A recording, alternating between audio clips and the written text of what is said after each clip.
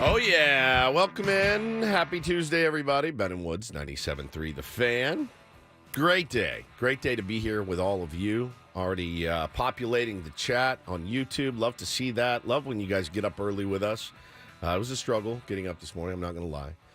But I'm here, and I'm ready to rock today. I'm actually in a very, very good mood, very excited to see my brothers. Paulie Reindl is our executive producer. Good morning, Paulie. Hey, how are you? Doing great. And Benjamin Higgins, your friendly neighborhood sports anchor, joins us as well. Now, I texted you guys last night. Did you actually place a bet with each other, side bet, on whether I would go to the concert that I said I was going to go to? No, I don't think either of us cared that much that you were going to a concert last night. But when you texted us, and it was after like 9 o'clock. Yeah. And you said they were just 2 songs into their set. Yeah. Then all of a sudden I was like, okay, this is pretty late for Woods. It was. He's usually like asleep. If there's no baseball, he's usually asleep by this point, and he's only 2 songs in to a show that he's at, that he's not sure how long he's going to stay at. Well, I knew exactly how long I was going to stay. What had kind of thrown me off was that the band that I went to see, Not a Surf is the name of the band, and been around a long time. Very tight band, great band, beautiful band. At the Belly Up Tavern, just drove down there, and I got there about 7:45, 8. And I was thinking, from everything I'd seen online, they're going to walk on stage about 8:45. So I go in, get a drink, whatever, and find a spot. Was there an opening act before There was, them? and they were really good. The band from New Zealand, and I can't remember their name. I would like to give them a shout-out, but I forgot. The Kiwis. They're not the Kiwis. No, they're not the Kiwis. They were good, though. And so right when I walked in the door, though, the guy at the front's like, all right, they come on at 9. And it was only 15 minutes, but I was like, so everything starts going through my head. Should I just bail? Should I just bail now? If it's 9, 8:45 for whatever reason seemed way earlier. I don't know. 9 o'clock on a Monday seems Late. criminal. Yeah. And nothing should start at 9 o'clock on a Monday. I know, and I really felt I felt get- the need for I guess Monday Night Football on the East Coast used to start at 9 o'clock because it used to start at 6 o'clock on the West Coast. Yeah. It used to 9 start p.m. at 9 o'clock on a Monday. That's dude. crazy. And so it's funny, I was walking in the door and I ran into our beloved Susan DeVincent. Remember Susan? She used to actually be a part of this program. Yeah. She did traffic, right? Correct. But they would bring her in and she would sit in here and we would shoot the breeze with her. She looks fantastic. She loves Not a Surf. So I talked to her. Then I walked in and ran into my boy TJ, who is the lead singer of a band called Miniaturized, and he's just one of my favorite people in the world, with his beautiful girlfriend, Julia. And so I got to straight away walked in, and I had some friendly faces. And, man, big hugs, catching up. My buddy TJ almost passed away. He had gallstone. He had a gallstone. And he's been around the music scene here forever. He had a gallstone that had gotten caught in his intestine. The guy went in to get it and nicked his intestine. Then he went septic. He was in the hospital. An overnight surgery turned into a 3-month battle for his life. Jeez. And I got to see him last night. Of course, guy looks like a bodybuilder again. He looks great. And I'm looking, I'm like, you literally were almost dead. And I'm like, you still are in better shape than me. And he starts laughing, and we caught up talking about our kids, our family. So that was beautiful. And then I got to see Halloran, Mike Halloran, the legendary Halloran from 91X, 94.9, who's a musical icon in this town. Got to see Hal and ran into some tier 1 as well. And it was great, man. And then the show started, and they sounded so good. And I really had this, I got like nostalgic for the old days of, having a few cocktails, seeing a great show with not a huge crowd. I mean, it's a good crowd for this band, but not overwhelming. And no one was out of control. Everyone was just smiling. I kept noticing the people in the front row just smiling and singing along. It was just a beautiful night. And I got really I missed kind of my 20s a little bit. So I had one cocktail. I had just Makers and water. And boy, that tasted good. Whew. It was all I could do to say, nope, I'm good on the second one. It was all I could do because, boy, as soon as it hit your lips, I was like, Whew, now we're talking. Look at that discipline. It had to be discipline, man. So then, I had a sneak peek at their set list. And so I knew when they were playing my favorite song, Killian's Red. And I also knew some of the songs after. I was like, there's a little bit of a lull. And then they get really good. I said, but I can't be here for the really good. If you want to flip the lull and the really good, I'll stay. But you're not going to. So they played my song. The last note hit. Out the door. In bed by 10 o'clock. Nice. Whoa. In bed by 10. Okay. Yeah. So it was... 9 o'clock show. 9 o'clock show. In bed by 10. It's maybe not getting your full money's worth for the experience. No. But for you, probably a nice, efficient night. So the tickets were $50, and I heard, out of the 7 songs I heard, I love 5 of them. So would you pay $10 to hear a beautiful song at a show with good area to see it in? Yes, 100%. So I didn't feel shortchanged at all. But I came home. I was in bed by 10, and I feel pretty good. I assume that most music lovers, especially North County, have been to Belly Up. Yeah. For those who haven't, it really place, is a man. terrific venue in Solana Beach on Cedros there. It's kind of both intimate yet large enough. I mean, I don't know how many people do you think they can get in there for a show? I've been to several there. You've probably been to a million at the Belly Up. I've been to so many at the Belly Up. I mean, it's been a long time, but 500? I was going to say somewhere between 500 and 1,000. Yeah, Can but you get that many people in there? I just don't know. I don't know, but it feels, they've got the balconies and then the stage, tables. It's just, however you kind of want to experience it. It's always been, I think, probably my favorite venue for someone who doesn't love music like you do. But if I'm going to go, that's where I probably want to go see something. I enjoy it. I enjoy it tremendously.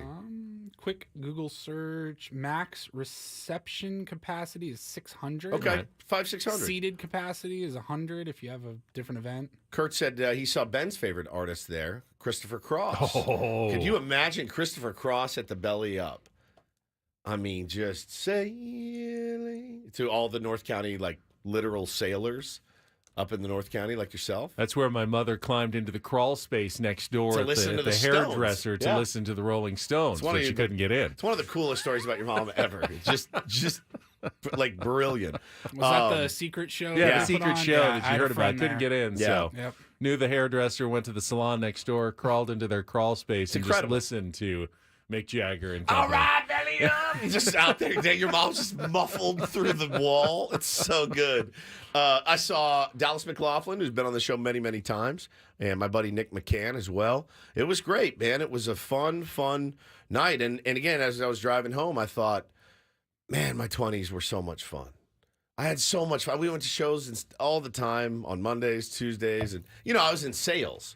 And when you're in sales, you can go to shows on Mondays, Tuesdays, Wednesdays, because I'll just spill it. You just make up fake meetings in the morning and you don't go to them, which is great. Yeah, so you can go out and rage at Not a Surf. You see the whole show. A client of mine really likes Not a Surf. Or new business. That's a good bit. You're trying to drum up some new business. I've got a meeting with a potential new client. Yeah, 9:15. And then it just doesn't pan out. Oh, yeah, we had a good meeting, but they just don't have the money to spend they right said now. Hit me back in 6 months. When they, new budgets come out and they definitely are interested. Yeah, and but that's all you have to say. Dropped off a packet and we went over it a little bit, but he's just not in the position. I thought it was a little bit hotter lead. I'll be in at about I'm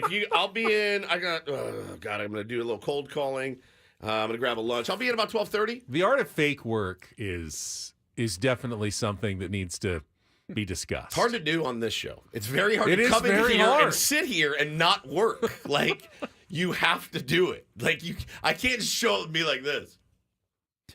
Yeah, we got cameras now too. Cameras It does not help. and you can zone out a little bit. Yeah. You get a little zone out time. But you cannot come in here and be like, yeah, I did it. Yeah, I can't call Adam and go, hey, show was great today. And I was never on the show. He knows. My wife knows. I'm here. Everyone knows this is where I'm at. I will say now, at the TV station, and hopefully none of my bosses are up early listening, if I put my nose to the grindstone and I know what I'm covering and I write and edit really quickly, I can end up with an hour or two before the show where I'm just okay, Sitting on I'm your really ass, done and I don't really want to work on any future projects at this moment, so I'm just sitting there surfing the web for a while, just killing time until I'm on the air. But yeah, this job is tough to do anything fake out. Yeah, I mean, you can't just come on here and, the fun thing about this job, though, is you can come on here and talk about literally anything you want. And we we failed to mention this yesterday, and I had meant to after thinking about it all weekend. Now, my dad's favorite golfer of all time is Arnold Palmer. I'm a big fan of the Arnold Palmer drink. I know you are as well. Paulie, you're an Arnold Palmer guy? Yeah. Yeah. Iced tea and lemonade. It just honestly doesn't get much better or refreshing than that. Water's good on the golf course, but when you get a delicious, fresh Arnold Palmer, you're like, what's your ratio? I'm half and half, man. I'm more like 75% tea. Okay. Yeah, okay. Just a little lemonade for sweetness. I'm half and half. And I like tea, I like lemonade, I like them separate, but boy, you mix those things together. It's good. And you are on the golf course and you're playing with your buddies and you're like, this is the life. Like, this is about as good as it gets right now. Sucking down an AP and driving around playing golf. And I noticed over the weekend, now again, we don't talk politics much, but I don't think this is politics. I think this is funny, and I think it's sports adjacent. But I didn't expect this weekend to find audio of former President Trump talking about Arnold Palmer's hog. It exists. And he was doing a speech. I'm not even sure where he was doing the speech. And I saw it on Twitter at first. I go, well, surely there's no audio of this because this can't be real. It's real. But this guy, this is a guy that was all man. His man was strong and tough. Yeah. And I refuse to say it, but he took showers with the other pros, they came out of there, they said, oh my God. Oh. That's unbelievable. I had to say it. He was packing. It's, Now, it's politics. You have to fact check everything in politics. That's true. And I have checked in with my golf sources. You have? Mm-hmm. It's true. Apparently, it is true. Long iron. Not a short iron. This is 100% factual about Arnie. So I had the thought that that's a wild thing to talk about, no matter where if you're right, left, if you're down the middle, libertarian, it doesn't matter.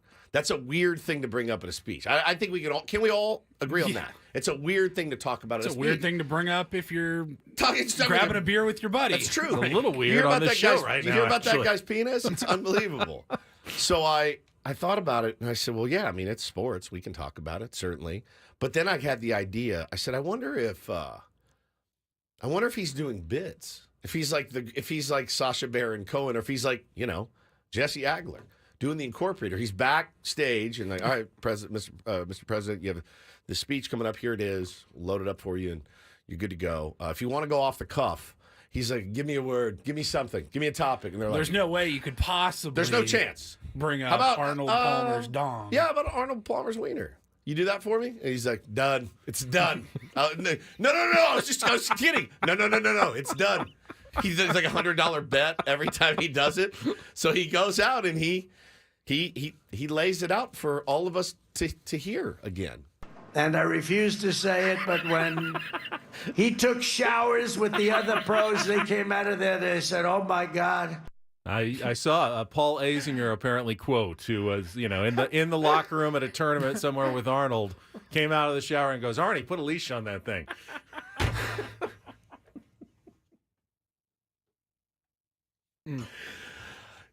It gives me great peace to think that it's just an Incorporator bit. Honestly, it gives me a lot more peace because nobody would ever do that. Nobody would ever talk about that. Jesse Agler just texted me. He's not doing the Incorporator. He's not doing it anymore. I'm not doing it anymore ever again.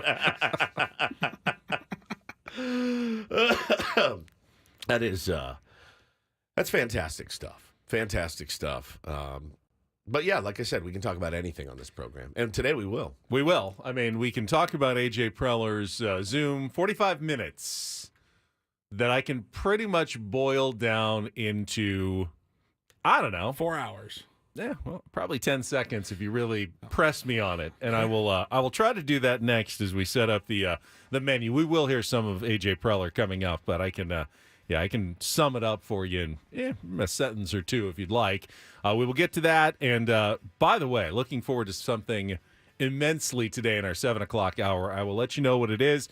We are very happy to have you with us on all of our platforms, radio, on our streaming app, on YouTube, wherever you catch us. Thank you for joining us on a Tuesday morning. Paul Reindl, Stephen Woods, Ben Higgins, and Kelly Nanick, the new Susan DeVincent, with traffic coming up next year on 97.3 The Fan.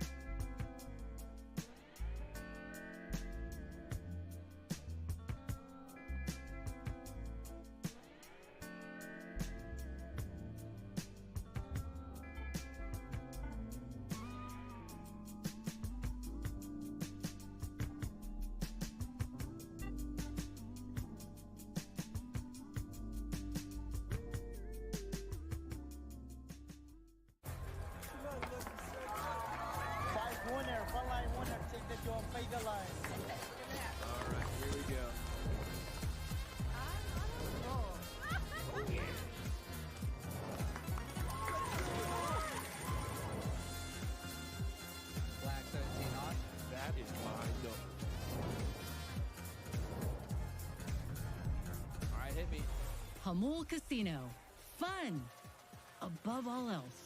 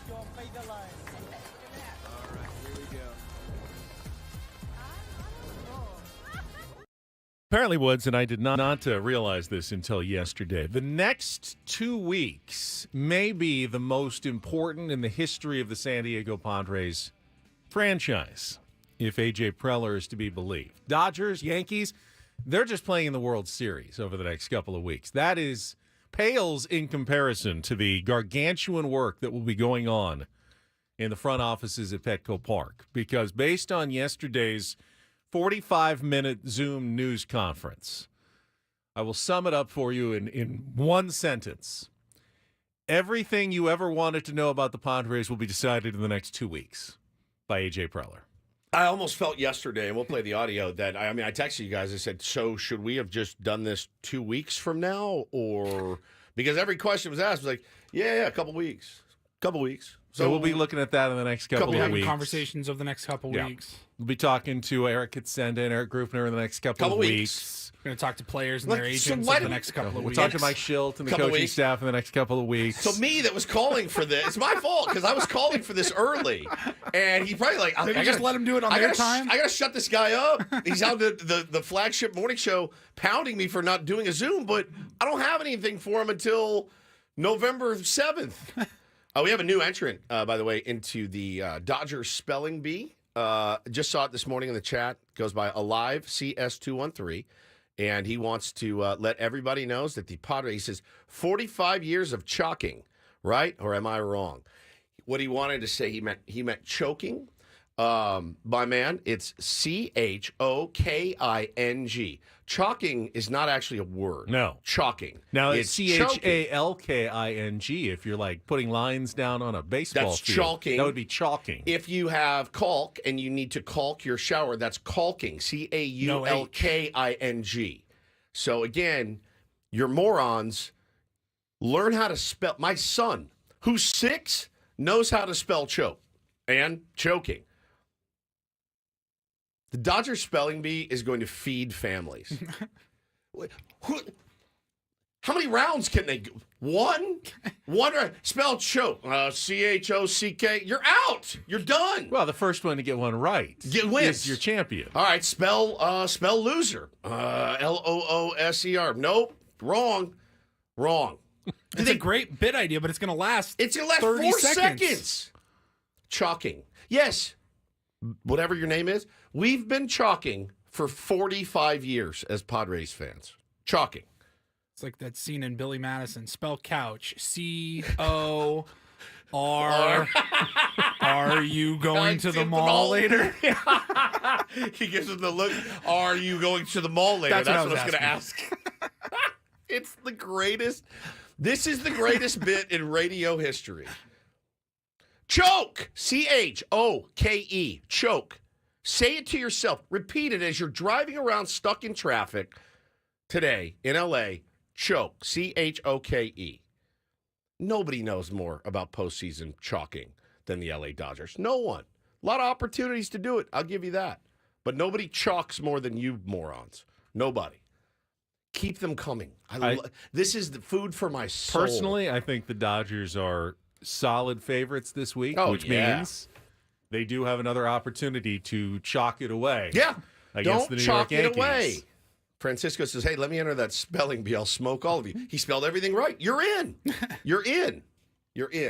It's a very rudimentary spelling test. My son, 6 years old in first grade, he does a spelling bee every Friday, and he brings the words home, and we go over them at the table. I'm happy to do that with you absolute buffoons anytime. I'm here to help. That's what I'm here to do. I'm here to help you guys. Not look like idiots. I know we have a lot of wonderful teachers in our listening audience. Maybe when we have the Dodgers spelling bee, we can get a, elementary school teacher to come in and give a proper spelling lesson. That would be phenomenal. I mean, how do you teach like a grown man how to spell the word choke? It's just repetition. You got to write it down. You got to commit to it. Lose. LOSE. It's not looser. Looser is my pants. If I lose some weight, they are now looser than they were. You look like such a idiot when you come into our chat and tell us how we chalked and we're losers. I'm telling you this for your own pride. Have some pride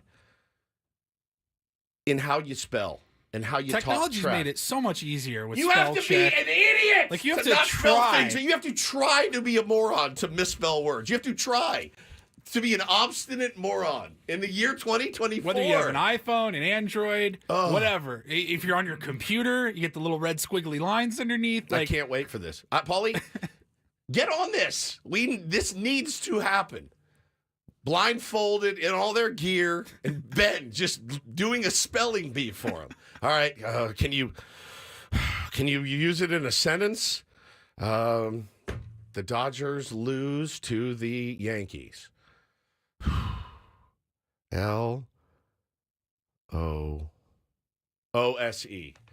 Nope, you're wrong again. Ding. That's loose. Spelling bees are always weird because actually the ding is the wrong answer. That's right, yeah. Yes, that's the wrong in answer. a spelling bee, that's the wrong answer sound. Now, on like real or fake, that's the right answer sound, but that's the wrong answer in a spelling bee. Just incredible.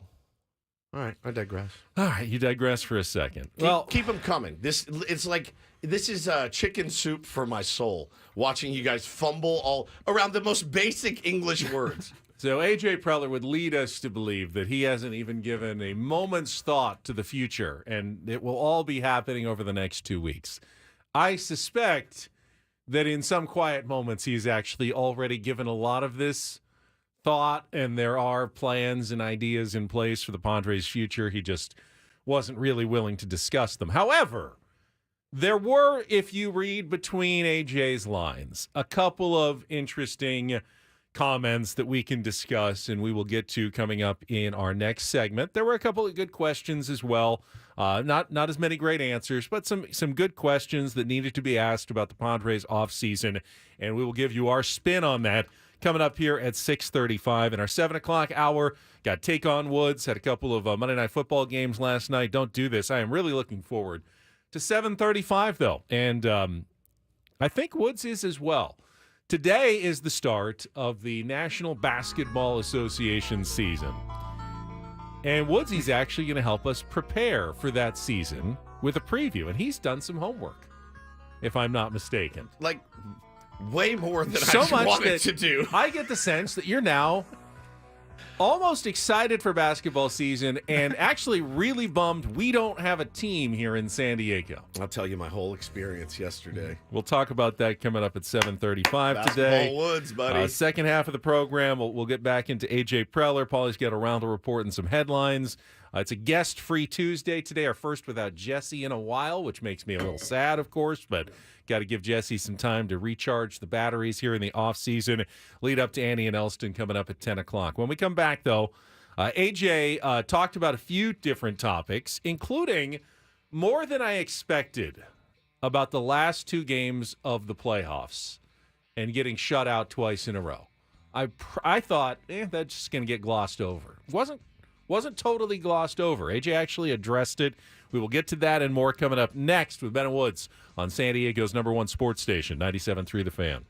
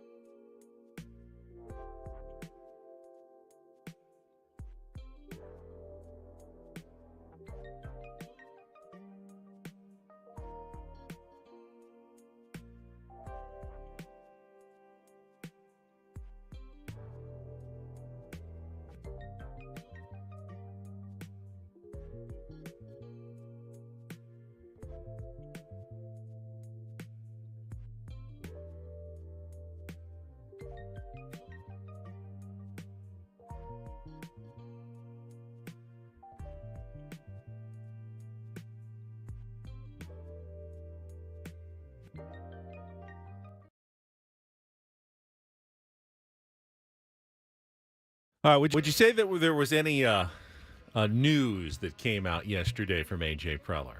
I mean, other than the fact that he looked fantastic, All right. no. Yeah, he did look good, didn't he? Start there. Yeah, he actually looked healthy. When the screen jumped up, I went, oh. I was not that he ever looks bad, but you would imagine a season like that just kicked his teeth in, right? And he looked really good and refreshed. I think part of it is that usually when we see him, we'll be right at the end of the trade deadline, where he's probably getting been up for 3 days, very little sleep, and is pretty tired from work. And over this last week. Unfortunately, he probably was able to get a little bit of rest over the last few days, which is not what he wanted. He would have loved to have been up and stressing about baseball games, but did look actually pretty good when he joined the local assembled media on a 45-minute Zoom news conference. There was at least one bit of news, I think, that came out. We will get to that coming up right after a check of traffic on 97.3 The Fan. From the 97.3 The Fan Traffic Center, here's Kelly Danick. Traffic is sponsored by the Mini Donut Company. Well, guys, it continues to be a pretty uneventful ride on our roads, but we'll take it. Yeah, no incidents or accidents to report at this time to start to see the usual slowing in the usual spots. Everyone loves when someone brings donuts to the office, but we're all too chicken to take a full one, so they end up cut into pieces. I know that doesn't happen in our office, but guess it happens at a lot of others. But yeah, the Mini Donut Company offers bite-sized, guilt-free mini donuts that are perfect for work, parties, weddings, and more. Visit getminidonuts.com and be the office hero. Now open at UTC Mall. I'm Kelly Danick with Ben & Woods, San Diego's #1 sports station, 97.3 The Fan. So while we didn't get any clarity on payroll levels for next year, or who's going to play shortstop, or necessarily how they're going to replace Joe Musgrove in the starting rotation, if there was one bit of news, not that it was unexpected, but the idea that Mike Shildt, who is heading into the final year of his 2-year contract as manager, may be up for an extension, was broached, and you could tell that AJ was definitely willing to go down that road. Here's what he said about the priority of extending Mike Shildt this offseason. I think, again, we just started. So, just started those conversations in terms of myself and sitting down with Eric Kutzender and Eric Grubner and others. And, I think, again, we talk about getting people with ability and then having stability. And rewarding people that perform. So, I think from our standpoint, that's going to be something that we look to do here over the course of the next couple of weeks. Is try to see if we can line up with Mike and the coaching staff, and having a group that's shown that they can get results and did a good job with this group and this staff is, making sure that people feel rewarded and that we have some people that are together in that area and from a coaching standpoint that are able to come back and kind of build and grow on what we did this year. So again, starting those conversations, that's what the off season's for. But the motivation's there to try to see if we can line up and I know from Mike's standpoint, he obviously enjoys it here, wants to be here. But I know his focus also is just go get better. And if you do that, then, I think he has a lot of trust and faith that things are, from an organization standpoint, that we'll figure some things out there. All right. Well, great. Yeah. If I'm an employee and that was my boss and he's talking about wanting to reward people for doing a job well and going to have some discussions here in the next couple of weeks and hoping to line up on something, I'm feeling fairly encouraged that, when my agent talks to A.J. Preller, we're going to be able to get something done, and I'm going to have some security for at least the next maybe 2 more years after this one. Sure. I would say it would be fair to 3-year extend him 2 more for a total of 3-year deal. Wipe out this year, just new 3-year contract for Mike Shildt, something like that. I would not be surprised to hear announced in the next couple of weeks. Yeah, no question. I thought the exact same thing when I listened to AJ talk yesterday about Shilty, and he mentioned Ben Fritz. He mentioned somebody asked about Ruben Niebla and what are his qualifications as far as does he want to be a manager, and he spoke glowingly about Ruben as well, talking about how He's everybody likes Ruben. Ruben really likes being here. So he mentioned the phrase line up. We're going to try to line up with these guys in the next couple of weeks. Got to find out what they want, what they're looking for, and if you guys can match it up. And yeah, I mean, it's for us, the fans, it's a no-brainer to bring the same group back. I got the sense, and he asked later, we don't need to play the whole answer, that when he was talking about Ruben Niebla, clearly would love to have Ruben back as pitching coach. Not going to stand in his way if he gets, an offer to be a manager somewhere, and that, that's clearly Mike Schilt's job right now. But I just got the sense that someday down the line, that Mike Schilt's tenure and Ruben Niebla's tenure goes around, that they would even consider Ruben is possibly like an heir to Mike Schilt at some point. But Schilt's still pretty young. Yeah, that's true. So unless he didn't want to do it or they didn't want him to do it, but that's always kind of a weird thing to be like, hey, things don't work out with you. Don't worry. Well, I need you to get him ready. They're only 4 years apart. Yeah, 4 years apart. Ultimately, things don't work out with managers at some point. All the time. Correct. Yeah, even if this year went well, next year went well, at some point, managers, unless you're Bud Black. Managers are... Unless you're Tier 1 Buddy Black, then you are basically... You graduated in for he's just 1 year deal. He's like, yep, I'm in. Good morning, buddy, if you're listening. We love you, buddy. And I think that there is a sense maybe from AJ that if they ever needed to make a move for whatever reason, they'd have at least an interim manager, a guy who would get a very hard look in Ruben Niebla in their own dugout already. Meanwhile, AJ was also asked about the end of the 2024 playoffs, the 2 straight shutouts, the 24 straight innings without scoring a run. And I was really expecting him to gloss over, the lack of offense is simply baseball being baseball. And while there was some of that, there was also, and I want you to listen to his answer here, I thought there was an acknowledgement that the Padres did not stick with what had been working for themselves, almost all season long. Here's what AJ said about the loss to the Dodgers and the 2 shutouts. Again, it's part of it is postseason baseball. It's 2 games, and I think you look up and if a guy goes 0 for 8, he's not a postseason performer, and obviously during the regular season it's just 0 for 8. It's 2 games, etc. So. I think we'll, again, talk about it a little bit more. I think our offense worked best when it was kind of move the line, use the big part of the field. Obviously credits to the Dodger pitching. We know that they've got a good staff, especially a good, that bullpen staff. We didn't quite solve that, at the end of the season. But probably a little bit of, hey, it's 2 games. I think we'll look at it as a group and see, hey, are there any other learnings we can have in terms of, to make sure that, our offense from top to bottom all year long, and especially in the postseason, clicks on all cylinders. But, I think we're best when we're moving the ball, putting pressure on other teams, and we didn't quite do that enough at the end of the year. And, I think we'll dig in a little bit more there and make sure that we're in a spot all year next year where we're playing the solid offense we want to play. It's that weird thing about baseball when you try to do too much and it actually ends up hurting you. And you saw it a little bit in that game. And guys that typically don't do that, the Jerks and Profars of the world, the Jackson Merrills, just watching Jackson expand his zone that he had carefully crafted and honed for 160 games that he played in, to watch him go out of the zone and up and down, it just you're looking at that going, I get it, man. You're trying to do something. You're trying to get a spark here. You're trying to barrel one. You're trying to yak one out. Manny coming so close for Manny.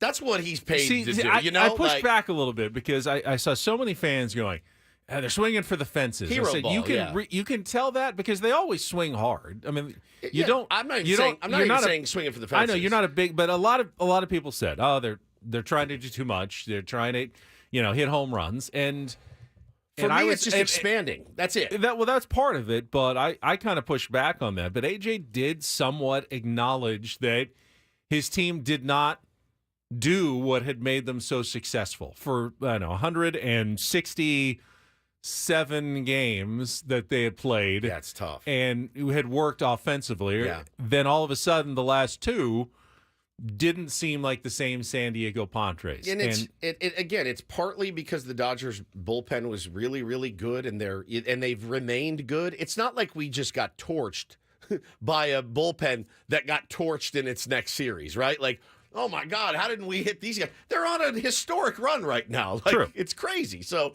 yes, they get a ton of credit for that. But, when Profar's not able to find his way on base for Manny, for Jackson Merrill, when Jackson expands his zone, goes out of his comfort zone and what he was really best at, it is up and down the line, man. I'm not singling just Luis Ariz hitting weak pop fly. I mean, that's just brutal for your offense that needs Luis Ariz to get on base. It needs Toddy to get him over. It needs Manny to get him in. It needs Profar to be on base for Merrill. Like, all of that, it just stopped because, again, Benny, the chokehold, right? It just gets a little tighter. Oh, God, we haven't scored in 7 innings. Oh, God, we haven't scored in 8 innings. Oh, my God, we have not scored in 12 innings.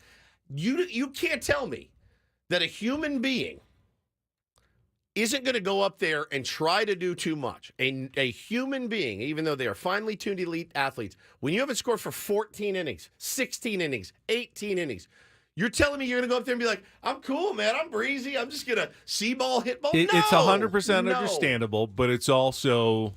That's the job of the professional athlete. And that's the job of short memory. Yep.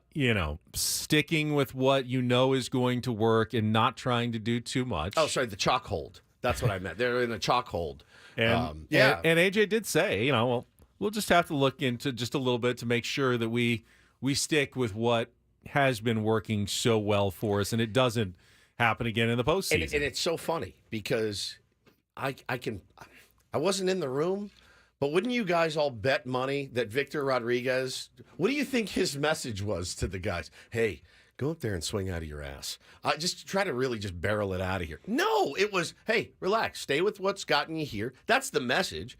You have to be able to do it, and I think very much they, I don't want to say they panicked, but they pressed.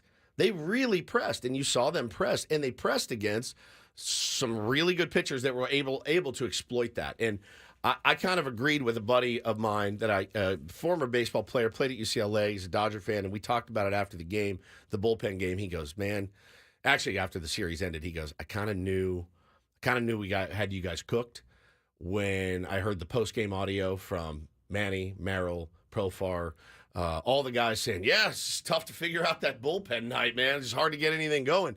Kind of in the dome a little bit about what's going to happen. And I like the honesty, certainly, but yeah, they were not able to figure that out. And nor was the Dodgers ever able to figure out the Padres bullpen in that series either. But they ran into a couple in that last game against Yu Darvish. The Padres, 2 mistakes, man. Padres did not run into a couple 2-0, against Yoshinobu Yamamoto. And that really was the difference. And after that, nothing else. The bullpen, the Dodgers didn't have some secret formula for beating the Padres. They did not hit us like they hit the Mets. No, not at all. They simply ran into 2 that the Padres, died at the warning track. And that was ultimately the difference in that last game. I think both teams were kind of pressing, but someone's going to win and someone's going to lose. And, fate favored the Dodgers in that game 5. And they capitalized on it, went on to, I think ramp up their offense even more, obviously, against the Mets, and are in, I think, really good shape now going into the World Series. Bro, it's so funny to watch the difference in pitching, starting and bullpen, from the Padres and the Mets. You're talking elite. There's a separation between what we were running out there and what the Mets were running out there on a nightly basis, and it showed. It showed, as far as the way that they were able to hit, beat the crap out of the Mets pen, beat the crap out of the Mets starters. It's what makes it a little bit more difficult to stomach. And I know, it'll be 2 weeks this Friday. It ain't any easier. I'm, again, still muttering to myself, 24 innings, two hits. Yeah. I'm still muttering it to myself. It's going to take a while to get over that. Sunday night, I looked over to Megan. I go, 2 hits. 24 innings. 24 innings. It's either 24 innings or 2 hits. They both suck. Yeah. Which one's worse? I don't know. Which one's worse? I think the 2 hits on the last night is the worst. The one night we needed you to, 7, 8 hits and 4 runs wins that. 3 runs wins that game. 2 hits. What was our thing all season? You score 4 runs, you win. You got 2 hits. So as AJ said, next couple of weeks they're going to have a lot of internal meetings and start formulating or at least refining the direction for the 2025 season when it comes to payroll and filling specific needs on the roster. He did mention that he'll have more clarity at and after the general managers meetings, which begin on November 4th.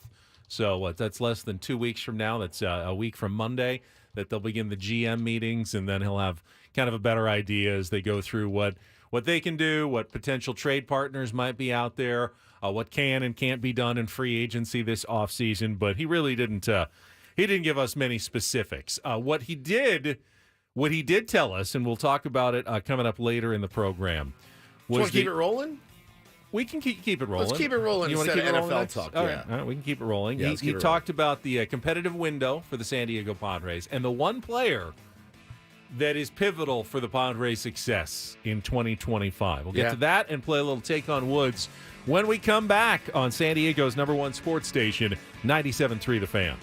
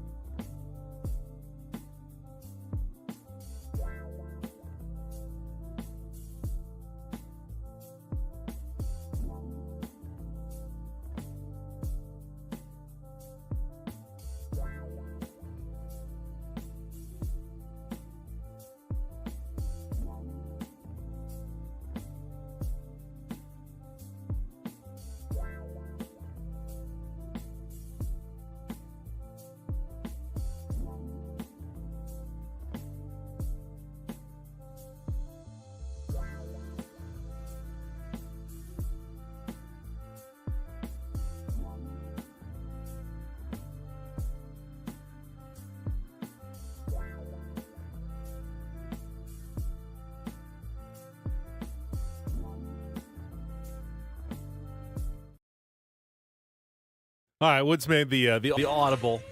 No NFL talk here. Sorry about it. Chargers lost. They did. I'm satisfied with that result. We can move on now. And the Ravens won. 5 touchdown passes for Lamar Jackson. And covered. 41-31. There you go. There's your Monday Night Football doubleheader wrap-up with Ben and Woods. We should get that sponsored or something. That was good. Yeah. Are you ready for some football? The doubleheader wrap-up. All right. Client's like, what sport is this for? So tell me whether you think that what A.J. Preller said yesterday was always the plan or kind of after-the-fact plan. But he talked about the Padres' competitive window and said basically when he was hired, and what was that, 2015, taking over as general manager. Correct. That he was pretty much given the directive, I assume, by Ron Fowler and Peter Seidler at that point. We want to be competitive throughout the 2020s. So yes. you got a good 4-year window here to get us set up with, farm system, give us a nice, base. And then when we hit the 2020s, let's roll. We want to be competitive, playoffs, challenging for World Series titles, and eventually bringing that parade to San Diego. Because when you look at the timeline, obviously with some ups and downs, a hiccup here or there, they were not competitive for the first 4 years through 2019. And then 2020 in the pandemic season, playoffs. 2021 started great, finished poorly, didn't make the playoffs. 2022 NLCS. 2023 had all the talent in the world, didn't work out. And 2024 playoffs again. So won a playoff series in 22 and 24. And 20. Yeah, they've 3 playoff series, 3 years with playoff series wins. So in that sense, the plan set out for A.J. Preller, he has mostly succeeded on, I guess, if that really was the plan. Is that fair?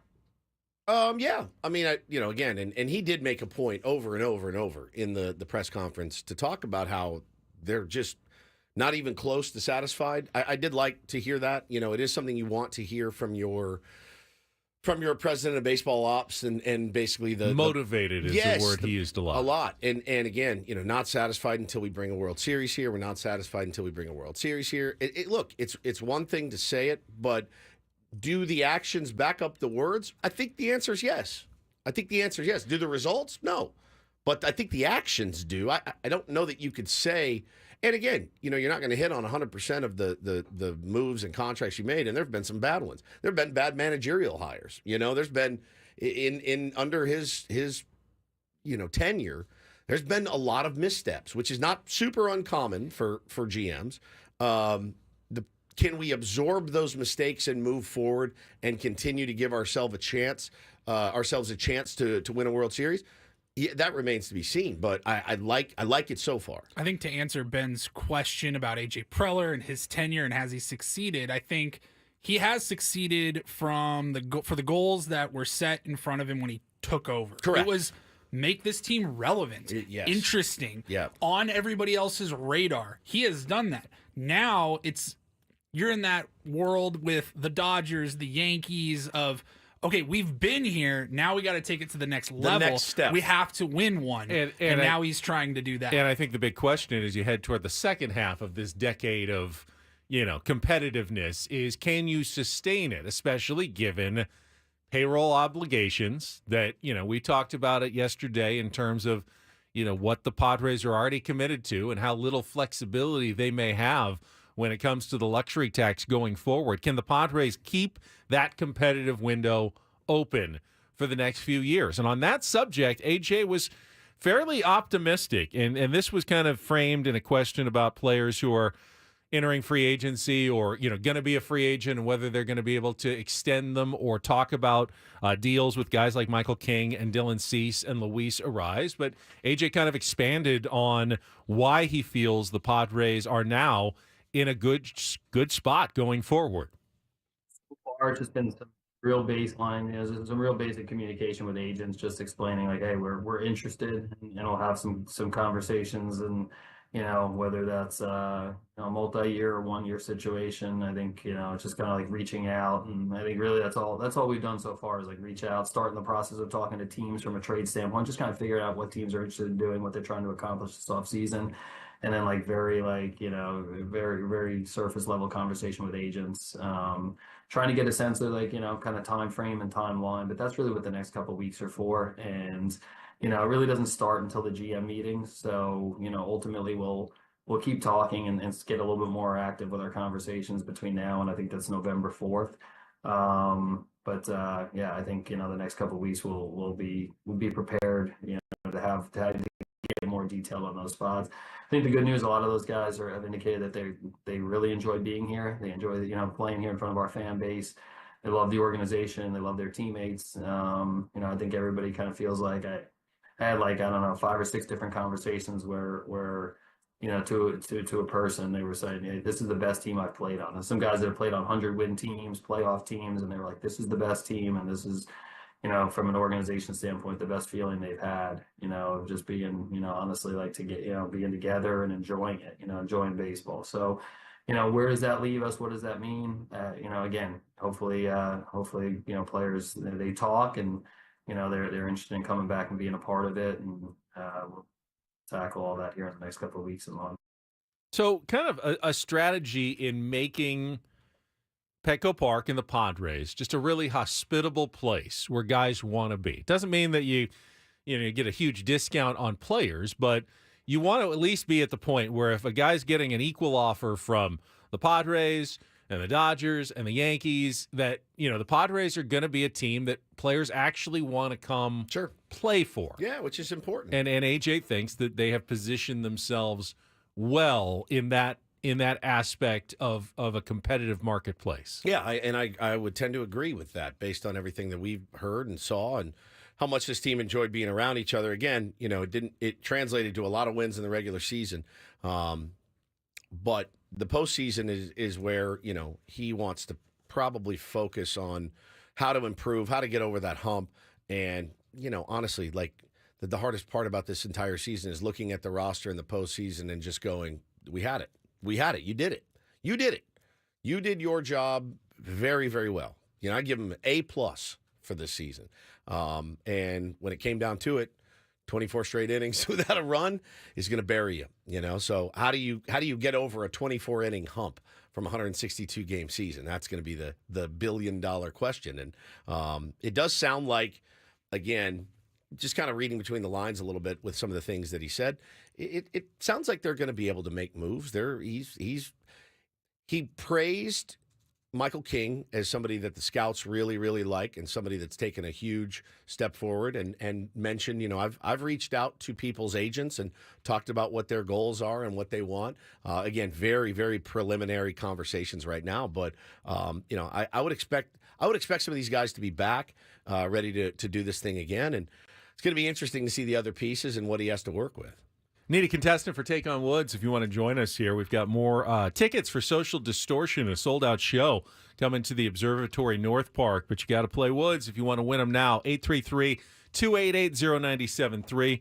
Play our musical trivia game here momentarily. 833-288-0973. Wide open phone, so if you've never played before, want to get in, this is your chance. I will say that, like we predicted yesterday, there was zero confirmation, even indication of what the Padres might do payroll-wise in 2025. Whether they're willing to go over the luxury tax, stay where they are, cutting salary. I mean, everything seemed to be on the table according to AJ. The only thing that he promised is that, hey, look at our track record. We are trying to win baseball games. Doesn't mean that we have no, rules or we have no limits on what we can do. Every team does. Even the Yankees and the Dodgers at some point have a limit to what they can do. But the ultimate goal, he said, will still be we're trying to win and make moves that help us win. And if there's a move out there that the Padres think will put them over the top or get them closer to the top, they certainly will not just dismiss it out of hand because, oh, that's going to cost $5 million more than we thought, we were going to have in our budget. So they will continue to operate as a team that has a bigger priority on wins and losses than the bottom line, at least at the moment. Yeah. And I think they have done that over the last few years. Even when they reduced payroll this last season, Woods, there was a big competitive element to it in terms of, resetting your draft penalties, getting under the luxury tax can help you competitively going forward. Not simply about maximizing the bottom line. And it hasn't been for several years at Petco Park. If they wanted to, they could make a lot more money by cutting payroll way down. Oh, yeah. And no one would say anything because other teams, tons of other teams do it and operate at a payroll half of what the Padres are operating under. Yeah, and the Padres could do that too, and they're not doing that. I don't think it's fair to panic right now, and I don't think it's fair to judge right now because really nothing's happened, and we don't know. You judge it on opening day, you judge it at the trade deadline, and then you judge it at the end of the year. There's really no reason on October, where are we at? October 22nd to worry about a payroll issue that doesn't exist yet, to worry about where we're going to be, competitive balance taxes and things like that. We just don't know. Opening day comes and you've traded Michael King and Dylan Cease, and you're running out a roster of Johnny Brito's your number 2, and Vasquez is your 3, and Waldron's your 4. Yeah, then maybe you say, all right, well, what the hell happened? But today, right now, no reason to panic yet. There's always time to panic if you're a Padres fan. Oh, there's plenty of time. There's no need to. This is the holidays coming up. You should enjoy yourself. But there's no reason to panic right now. All right. Right now, we're going to play a little Take on Wood. Let's get to it.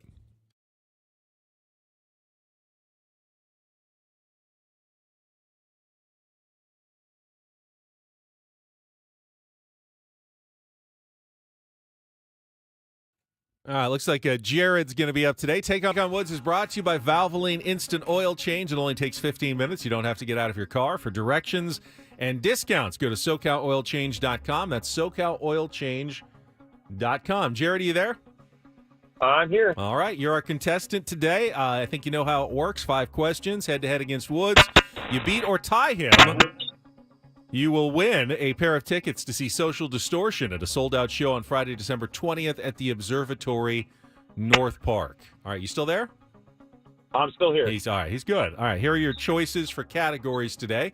So on the chessboard, chess pieces and chess-related musical songs and numbers. Hand over fist, 5 musical questions about things you'll find on your hand. And blank like blank. Those are 5 song titles with phrases connected by the word like. So, on the chessboard, hand over fist, or blank like blank. Jared, what would you like to play? Let's do hand over fist. All right. Today we've got 5 musical questions and answers about things you'll find on your hand. 60 seconds to answer as many as you can. If you don't know an answer, say pass. We'll come back to it. First question's the 2-second song. Paulie, queuing it up now. You need to identify the song title and the artist, and remember you're thinking of hands in some of these answers. So you ready to play, Jared? I am. All right, 60 seconds on the clock. Paulie, you good to go? All right, Paulie's good. I'm ready. Jared, your time begins when Paul plays the music. Category hand over fist. Good luck. Let's take on Woods.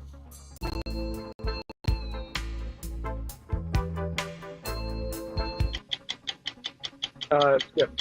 The chorus of which Rolling Stones classic has Mick Jagger singing, "Down to me, the change has come, she's what?" Under my thumb. Correct. Trent Reznor was the only official member of which Cleveland band until adding longtime collaborator Atticus Ross in 2016? Skip. Which Welsh rock band is best known for early 1970s hits including Day After Day and Baby Blue? Pass that one too. Which 2008 hit by Beyonce is subtitled Put a Ring on It? Put your hands up. Incorrect. Go back to our 2-second song.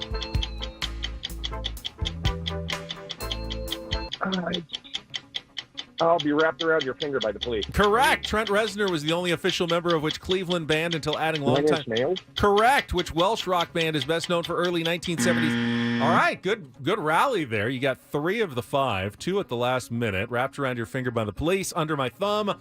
Rolling Stones, 9 Inch Nails. Badfinger is the Welsh rock band. with Day After Day. And Single Ladies is the title of the Put a Ring on It song. Ring, finger, nails, thumb. You get the I see what you're idea. doing there. Yeah. I got you. All right. Jared's score is locked in. Woods may have trouble figuring out this category. We'll see.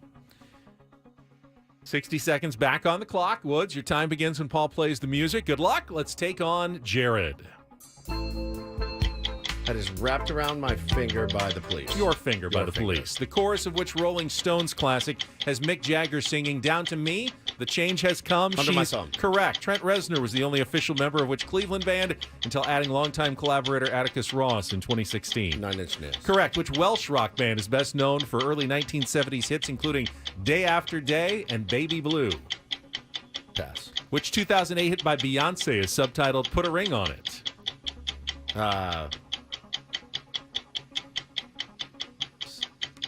If you like it? Incorrect. Which Welsh rock band is best known for early 1970s hits, including Day After Day and Baby Blue? Stiff Little Fingers.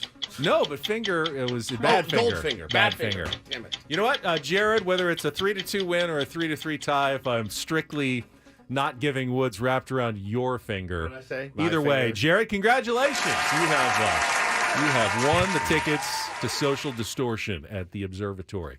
Things on your hands, Wrapped Around Your Finger, Under My Thumb, 9 Inch Nails, Badfinger, and Single Ladies. Damn it. Put a ring on it. Should have known that one. Badfinger. So I lost? Yeah. Or tied? Either way. Jeopardy would have given that to me. I don't know. Yes, they would That's a have. tough one. You said my finger. That's incorrect. It's Wrapped Around Your Finger. They would have given it to me. I'll be wrapped.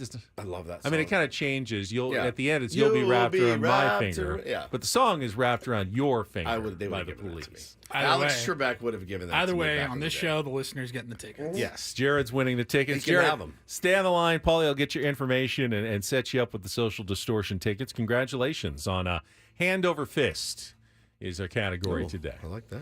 All right, we'll come back with Don't Do This and how not knowing the rules, and I'll admit I didn't know them either. But you're not may have cost You're not a coach. the Tampa Bay Bucks a major injury last night. That's tough, dude. On Monday Night Football. Very tough. We'll get to that and more coming up next with Ben and Woods after traffic on 97.3 The Fan.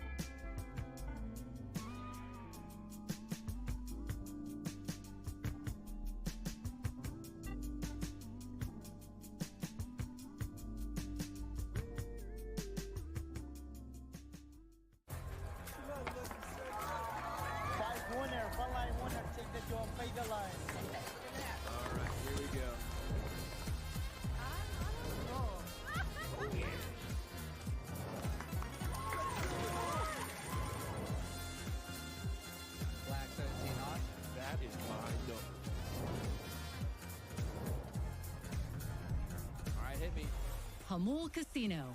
Fun above all else.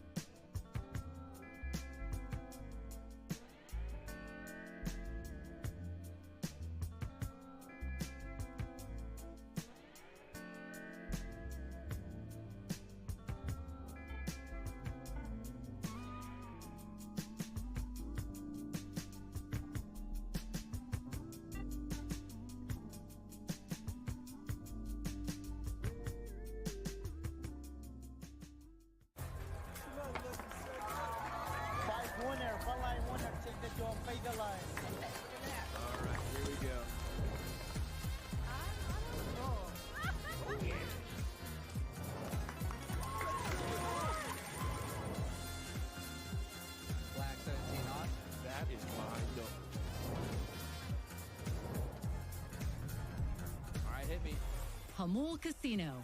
Fun. All right, time for a little DDT, and you hate to see it. Gruesome injury last night on Monday Night Football. Bucks hosting the Ravens. Ravens were up like 41-16,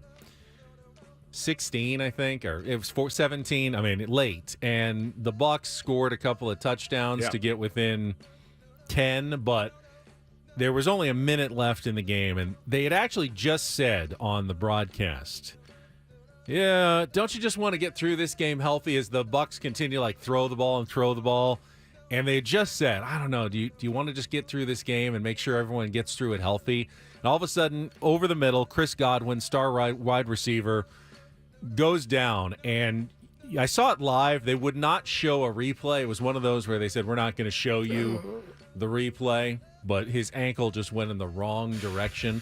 They're calling it at this point a dislocated left ankle, but got to imagine there's some damage inside. Here now, don't do this. I mean, you can never fault a coach for continuing to play and try to play hard, right? But I saw this posted, and I would need to get it verified by the NFL.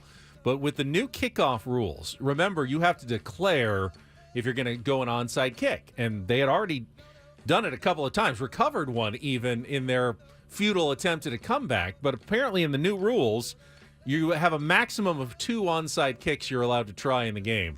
And they had already tried them. So even if they had gone down and scored a touchdown, they were still out of timeouts. We're going to have to kick it away to the Ravens, who were just going to take a knee. Run the so clock you had no chance to win that game, barring like fumbling a kneel down by the Ravens at that point. And you're desperately trying for whatever, points, cover, backdoor, and you lose one of your star players, possibly for a long time on an injury like that. Is that a don't do this for maybe not knowing the rules entirely? You could have just ran the ball up the middle or even taken a knee yourself and gotten to the finish line with no more injuries. Yeah, man, that's a tough one. It's the old coach thing, though. We're going to fight to the last minute. We got to get our best players in there. And if you're telling me there's a chance, then I wouldn't be doing my job. But there wasn't a chance. I mean, like you said, if they fumbled the snap, right? So what do you think about when TV won't show a replay? I love on it. something? I can't stand. You don't want to see it. I don't want to see it. Yeah.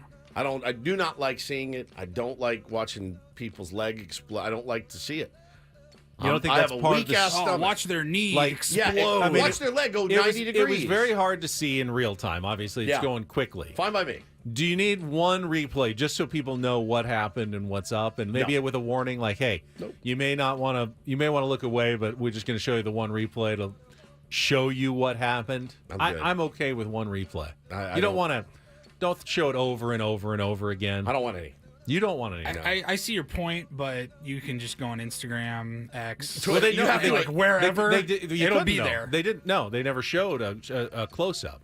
There was really no. Somebody will get it and put it on Twitter. I mean, if it's not on the broadcast, where are you going to get it? They never showed it. All you could see was the far angle. Somebody's got the all 22 pass. Yeah, 100%. Maybe. I never want to see it. I bet it's out there. I don't even want to look for it right now, though, just to prove a point. I have to actively avoid injuries sometimes when they happen. But, all right, Paulie, you go next. Yeah, it's been a rough start to Jameson Williams' career, wide receiver for the Detroit Lions. He was suspended yesterday for 2 games for violating the NFL's PED policy. And I was reading along here, and the reason I say it's been a rough start to his career is he was a first-round draft pick from Alabama in 2022, number 12 pick in the draft. He missed 11 games of his rookie season after he tore or had an ACL injury that he suffered in college, and they still drafted him. Missed 11 games. The next year, he was suspended 4 games for violating the gambling policy of the NFL. Oh, that's right. And then now this year, suspended for PED use. What's next? Kind of got the suspension straight flush going. Yeah, right. Yeah, just one more. Just one arrest for speeding or something. Like, what happened to? It used to be a 4-game suspension for PEDs. Did they just quietly go? You know what? 2 is fine. We don't care that much. Dan Campbell did a weekly radio show out in Detroit, and he said he couldn't elaborate on it. It was still being discussed with the NFL, and he said, all I can tell you is we're prepared to not have him, and we'll be fine. If the suspension is just 2 games, the benefits of using PEDs extend long after your 2 games are over. Well, and think about maybe it's random testing, I believe. So imagine that you got through the first 6. Yeah. You get hey, I just played 6 games. That's 1/8 of the season. So in baseball, that would be like a 20-game suspension for PEDs. You don't think if someone thought, hey, I can hit 45 home runs if I do this, it's worth 20 games? 20 games. Just go ahead and do my cycle throughout the offseason, get popped once, do my 20, and then come back and have a huge year? I don't know. It seems a little troubling. Bro, today, and Jameson Williams, right. Okay, so give me a comp for Jameson Williams in the game of baseball. So he's been in the league a couple of years, okay? Adley Rushman today gets popped for PEDs. It's national story, Ken Rosenthal, the whole thing. It's a huge deal. This guy, they're like, oh, all right. 2 games. See you in 2 weeks. It's crazy. It's crazy. Rest up. We'll see you back at training or practice in 2 weeks. Congressional hearings about PEDs in baseball, man. It's just crazy. I got a do this. DD mega doo-doo. Well, Do this unless you live in the city of Los Angeles. What an absolute nightmare it's going to be. I guess my do this is for all of us not living in LA. San Diegans that get to live here. Did you hear? And listen, I think there's a couple ways to spin it. There's some good stuff going on Friday night in Los Angeles. But you know what that means. It means that LA is going to turn into an even bigger traffic cesspool. Well, I know wasteland. one thing that's happening on Friday. One of the biggest thing that's happening Friday is Game 1 of the World Series. Okay, so that's going to happen.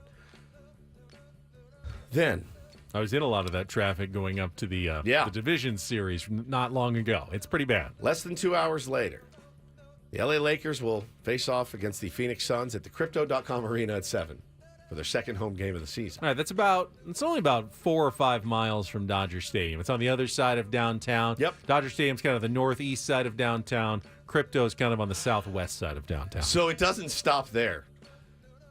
The East LA Classic will kick off at 7:30 p.m. The same time, that's at SoFi. Is that high school football? I think so. It's like Modern Day and the other good one. This is the same time Long Beach Poly. I don't know. David Gilmour from Pink Floyd is set to take the stage at the Intuit Dome for a concert. Oh, that's the new Clippers arena. So then, Inglewood. half an hour after that, college football fans will descend onto the Coliseum as the USC Trojans host the Rutgers Scarlet Knights. Wait, so there's a USC home game. Yes.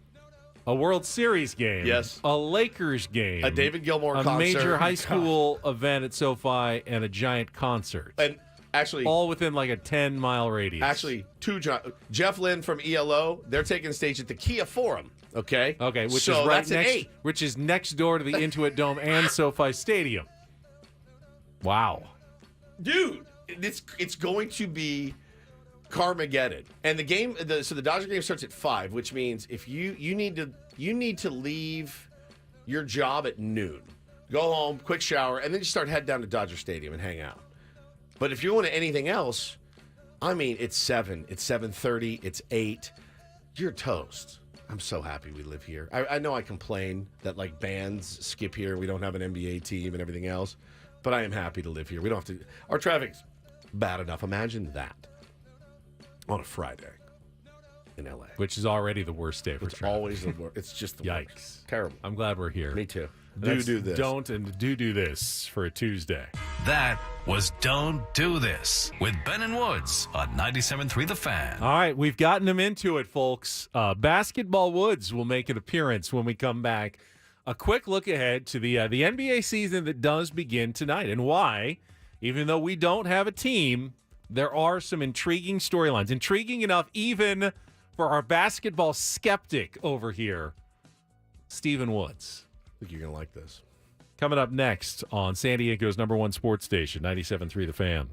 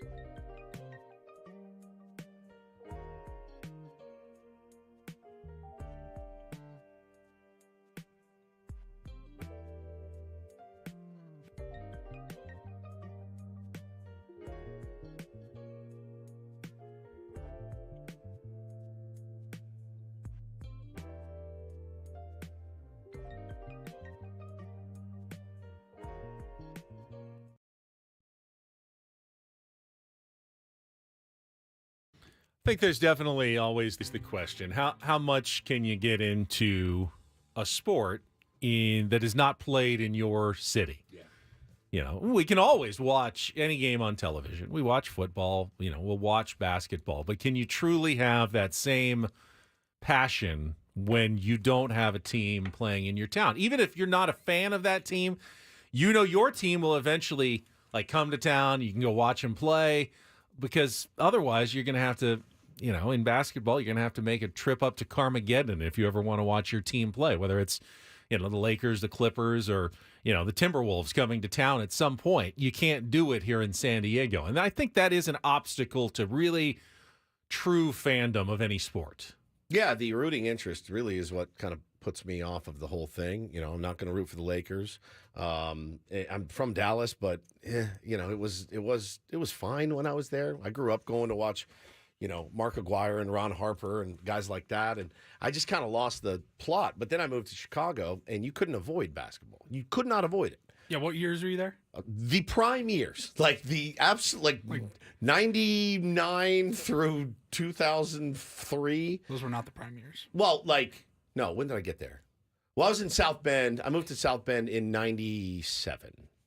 Okay. 96. Yeah. So nearing the end of the run, the Jordan run, right? Yeah, but what were they? 93, was it 94, 95? 92, 93, 94, and then he was off for a couple of years. And then back. Yeah. So when he came back is when I moved there. You couldn't avoid it. It was just everywhere. And all my friends were from Chicago, and they're all Bulls fans. So I watched and loved it and went to finals games. 2000s, you would have been there just in time for his Wizards era. The Wizards era, yeah. But, yeah, that was a tough one when he left. But, when I moved from there was probably 2002, somewhere around there, maybe 2001. But, yeah, so I was there, late 90s. As you can tell, it was a blurry period for me. All the years run together. But you couldn't avoid basketball when you were there. You just couldn't. I mean, he was the toast of the town, period, the end. And Rodman and Pippen, and we used to see those guys out all the time. You used to come to the bar that I worked at. It was just, you were just enveloped in Bulls basketball. Well, I appreciate that there was a passion at some point. Massive. I loved it. It was so fun. And at least an appreciation that still exists. Yes. And I think there's a lot to be appreciated in basketball right now, because when you look at the sport, it's ridiculous how many great players there are, how many really great teams. It's not like 2 or 3 superstar teams. There's a lot of parity. 17 superstar teams at this point. And we all grew up, Benny and I, we grew up in the era of the dynasty, certainly with the Lakers, the Celtics, and then the Bulls, of course, and then when you go to the 90s, the Warriors. It was on any given year, and most years on the Eastern Conference, it was the Bulls. Yep. But on any given year, there was just 1, maybe 2 star-studded dominant teams on each side. The Blazers, the Jazz, yeah. The Pistons. It was the same 6 teams beating the crap out of each other every single year. And now every team, you can't even contend unless you have 2 all-stars. 2 superstars, yeah. And while there's certainly always going to be problems in big money professional sports, when you look at the NBA and compare it to football or baseball, I think you see a sport that truly has the players with the biggest say of any of the sports. It's not about the owners. It's not about the coaches necessarily or the GMs. It really is a league that is about the players and more for the players. Now, the owners are still making their money, but even the commissioner feels like Adam Silver, if you're going to say who's the best commissioner, usually he's the one who's going to get the nod. Like, okay, at least it feels like they care a little bit more, so you can sort of feel good about being a basketball fan. So there are a lot of reasons to be, I think, interested in the season.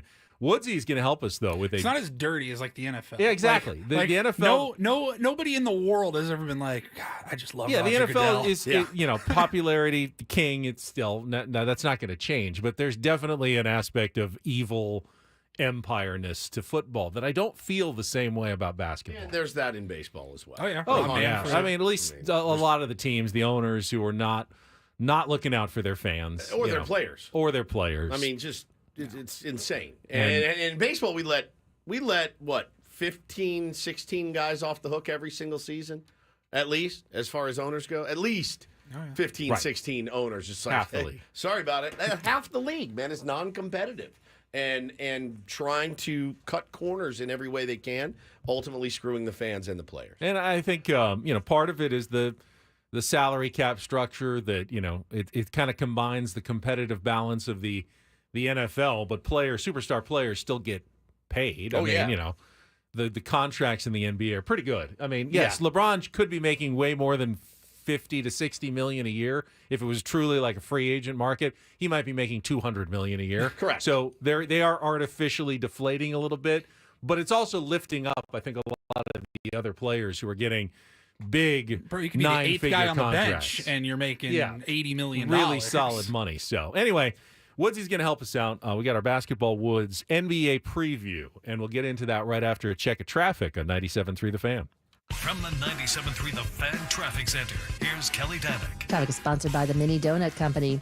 Several problems here, guys. One of them is this crash on southbound 15 just past Arrow Drive. It's in the center divide. Crash clearing on northbound side of the 805 before Mesa College. Tow truck is on scene, clearing that into the center divide. Now our Cordell and Cordell traffic cam shows a collision in the North County along the 76 at River Road. Looks like lanes are blocked there. Everyone loves when someone brings donuts to the office, but we're all too chicken to take a full one, so they end up cut into pieces. The Mini Donut Company offers bite-sized, guilt-free mini donuts that are perfect for work, parties, weddings, and more. Visit getminidonuts.com and be the office hero, now open at UTC Mall.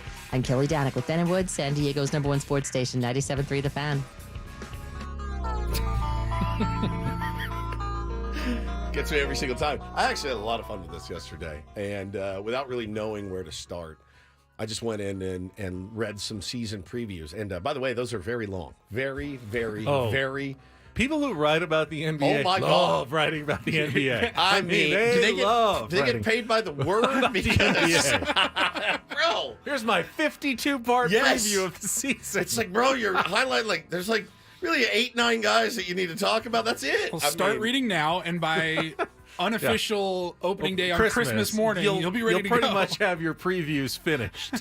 I think the overarching theme that I was able to glean from all of it was load managing in the NBA, managing to keep your superstars on the court while figuring out how to also give them rest, have them ready for the playoffs, have them winning games, and being competitive. Now, it helps in the NBA that almost everyone makes the playoffs. It feels like you can have a pretty mid-season and make maybe too many. With the play-in tournament now, it's 20 of the 30 teams that actually technically play in some sort of postseason game, even if it's just one. Yeah, and so I was the other side of the coin is the playoffs are 3.5 months long. That's exactly right. Which makes me at least understand why, as much as I don't like it, you have to do it. I understand the load management with all your superstars. Well, and there's a couple of teams that jumped off the page. Obviously, it usually happens when a team wins a championship, and then they continue to bring back really good players like Jason Tatum and Jaylen Brown, Drew Holiday. These guys, they can win another chip in Boston. But as Ben pointed out in our text thread yesterday, we're just not seeing it right now. We're not seeing the ability to win back-to-back. So Golden State had their dynasty. That's it. But it ended. And now and by the way, it's over. Like Golden State, it's well over. Reading about them yesterday, I actually felt a little bad, like for Steph Curry. Now he's got his, But it's a two-man show. Clay's gone now. I mean, it's definitely a different world. So what did you want to ask me? Like, what am I excited about? The teams that I was reading about, like the Oklahoma City Thunder. I was reading about them yesterday. I went, holy smokes! Like, that's a team that could take the next step, certainly. Shea Gilgeous-Alexander, runner-up in the MVP for the MVP last year. Chet Holmgren with another year under his belt. Jalen Williams. They added Alex Caruso. They've got a really solid team in Oklahoma City. As much as it pains me as a lifelong Seattle Sonics fan, I do not like that franchise. They are the second highest favorite to win it all at plus 500 right now. A lot of people Boston. Very high on the Knicks as well. The Knicks seem to be that team too. Third favorite betting. That. But they pulled off the blockbuster to get Karl Anthony Towns. Yeah, so to go with Jalen Brunson. But they play in the same conference division as the Celtics, which is going to be tough. The question I asked was, so the last 6 years we actually had 6 different NBA champions: Raptors, Lakers, Bucks, Warriors, Nuggets, and Celtics. So if you had to pick, is the champion coming out of that group or the rest of basketball? I'm taking the field. I think the field is the answer. I'm taking the field. Yeah, Boston and Denver and Milwaukee probably all have legit shots, but there are so many good teams that I think the odds are that we'll have a 7th different champion in 7 years. If it's not Denver or Boston, and there's a lot of other good teams, I think this is a great sport for knowing my team probably has a chance going into the season. Yeah, and so it brings me to my sleeper pick for champion. It's the Dallas Mavericks. They did make the finals last year. I know, but a sleeper still. No one talks about it. They really don't. And they added Klay Thompson, who, again, rejuvenated, right? New look, fresh city, the whole thing. They needed somebody that could shoot from the perimeter. They needed somebody that could drain threes. Klay Thompson is that guy, has been that guy in his career. Also wants to get back to playing the elite defense that he's capable of, got a lot to prove. Which they needed last year badly. Now, Luka Doncic. Doesn't it feel like he's been around for a long time? It he's does. He's 25. There's no way. He's 30. He's 37 years old. 25 years old. No, Luka. Oh, Luka, yeah. He's 25 years old. It feels like he's been in the league for a decade. I thought you were talking about Clay. Me too. There's no chance he's 25. No, Luka is 25. He looks 38. That said, he's still one of the most elite players. He's been playing pro ball since he was like 13. That's true. They're my sleeper pick to win it all, the Dallas Mavericks. So, but there's another team that's really interesting to me. The one that jumped off the page. And they got worked last year because everything that could have gone wrong went wrong. And that is the Memphis Grizzlies. John Morant's game is nasty. It's nasty. He's a highlight reel player when he's healthy. He wasn't healthy last year. He also had some ridiculous legal troubles. Seemingly, that's all behind him. And they added who is my pick for the Rookie of the Year, Zach Edey. So I like them as a team that you don't want to face if they're firing on all cylinders. So those are a couple of my sleepers, my dark horses. I think one team that you have to pay attention to, they had such a bad season last year for expectations, are the Milwaukee Bucks. Yes. Giannis and Dame were supposed to be this unstoppable force, and then Giannis was hurt a lot. Dame never really adjusted after moving from Portland. But if they could ever click together at the same time, man, that would be a devastating combination. Lillard got traded mid-season, right? Yep. He got early season, wasn't it? He was on there for a while. Mid-season. I mean, he had a chance and never really was the Dame that we saw in Portland. So I think that's an interesting story. I think watching the San Antonio Spurs are not going to be good, but they could threaten for a back-end play-in playoff spot type, and the development of Victor Wembanyama is also fascinating. Number 1 pick, unanimous Rookie of the Year last year. You know what their percentage to make the playoffs is right now? 1. That's it. The Western Conference is ridiculous. 1. They added Chris Paul. They added Harrison Barnes. They didn't really do much to add to what, to help get a lot of help for Wemby. A lot of people say, favorite for defensive player of the year. And some MVP votes as well. You follow guys, Jordan, LeBron, they weren't the best player in the league their first year. It takes 3 or 4 years. But Wemby's on the track where he may be from 2026 to 38, the best player in basketball for a long, long time. Yeah, some of the teams that are probably a little overrated right now, I think the LA Clippers, they got them at a 51.5% chance they may to make miss the playoffs. They may miss the playoffs, in my opinion, with Kawhi being hurt again. They got James Harden, as you mentioned. I'm trying to think. Oh, Dark Horse MVP is another one. Obviously, the usual suspects are out there. Luka is the betting favorite right now. Jokic has won 3. He's going for 4. There are very few who have in NBA history who have gotten to that level. Anthony Edwards is my sleeper at plus 1,200 to win the MVP. A dynamic player. Paulie, you guys turned me on to him last year. Read a lot about him yesterday. Very exciting. Pretty nasty player. And honestly, for my Lakers and Tony Gwynn Jr.'s Lakers, more can go wrong than can go right at this point. You need to acknowledge what LeBron is doing, as he hits 40 years old coming up here is insane. He played in 71 games last year. Yeah. Only sat out back-to-back games once the entire season, then went and won the MVP of the Olympic tournament. Yep. It's unheard of. And he's going to be playing with his son. That's pretty cool. Pretty cool. All right. Nice job, Woods. Thank you very much. Basketball preview. Woods Reset here. when we come back.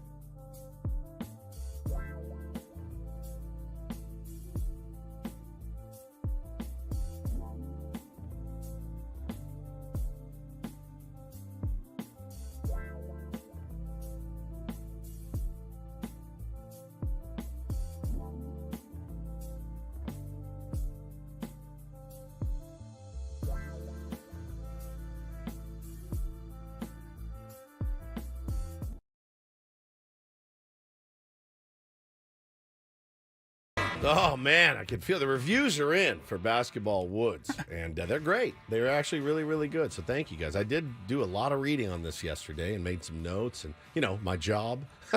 Hey, congratulations on doing your job. Very well done. So let me get this straight. In preparation for your sports radio show, the night before the NBA season, one of the major sports tips off. Yes.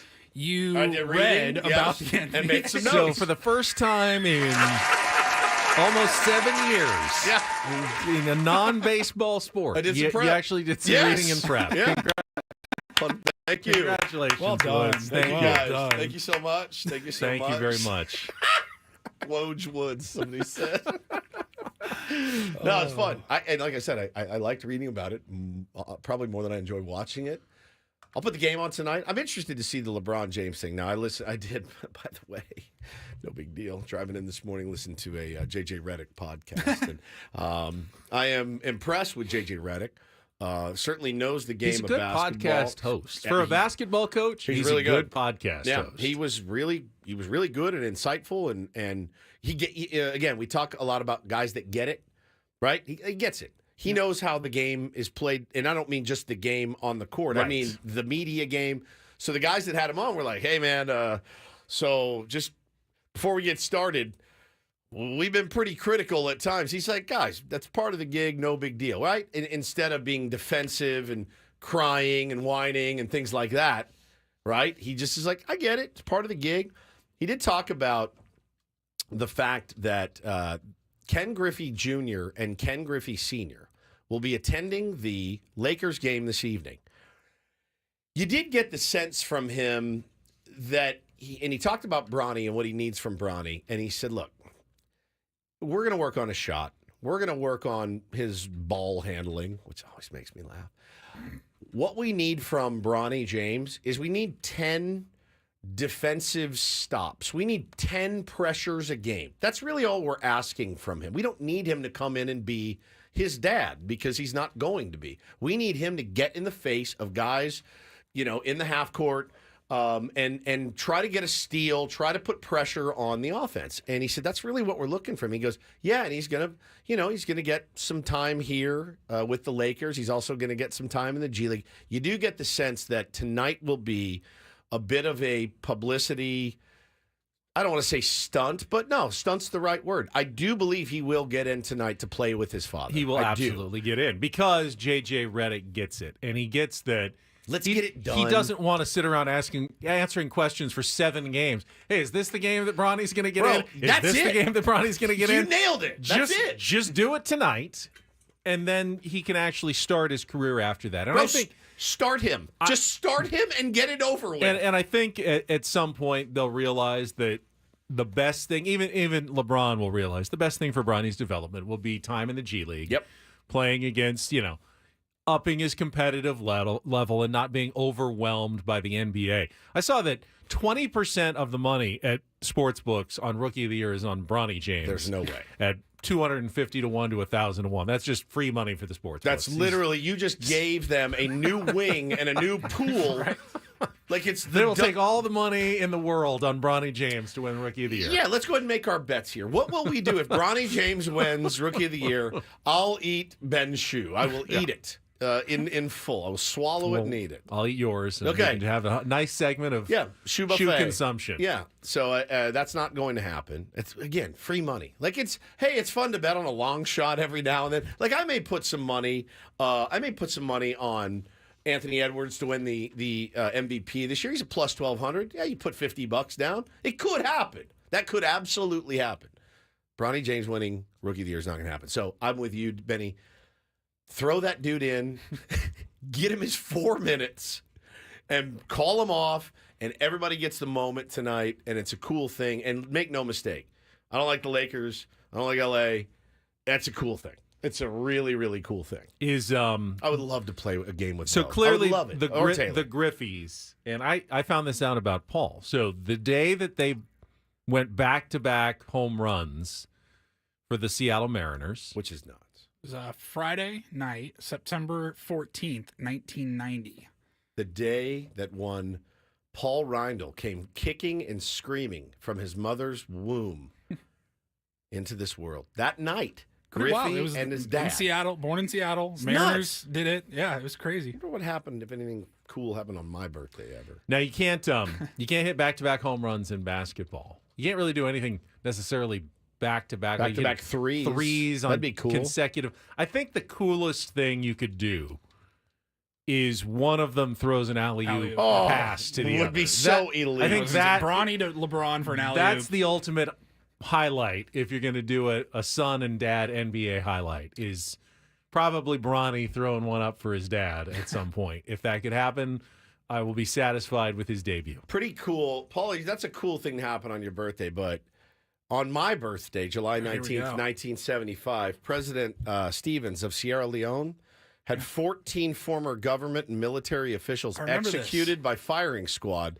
for conspiring to overthrow him. So that's interesting because on my date of birth, General Khalid Mosharraf led a coup d'etat against the government of Bangladesh and arrested Army Chief of Staff Zahar Rahman and named himself the new chief. Woods.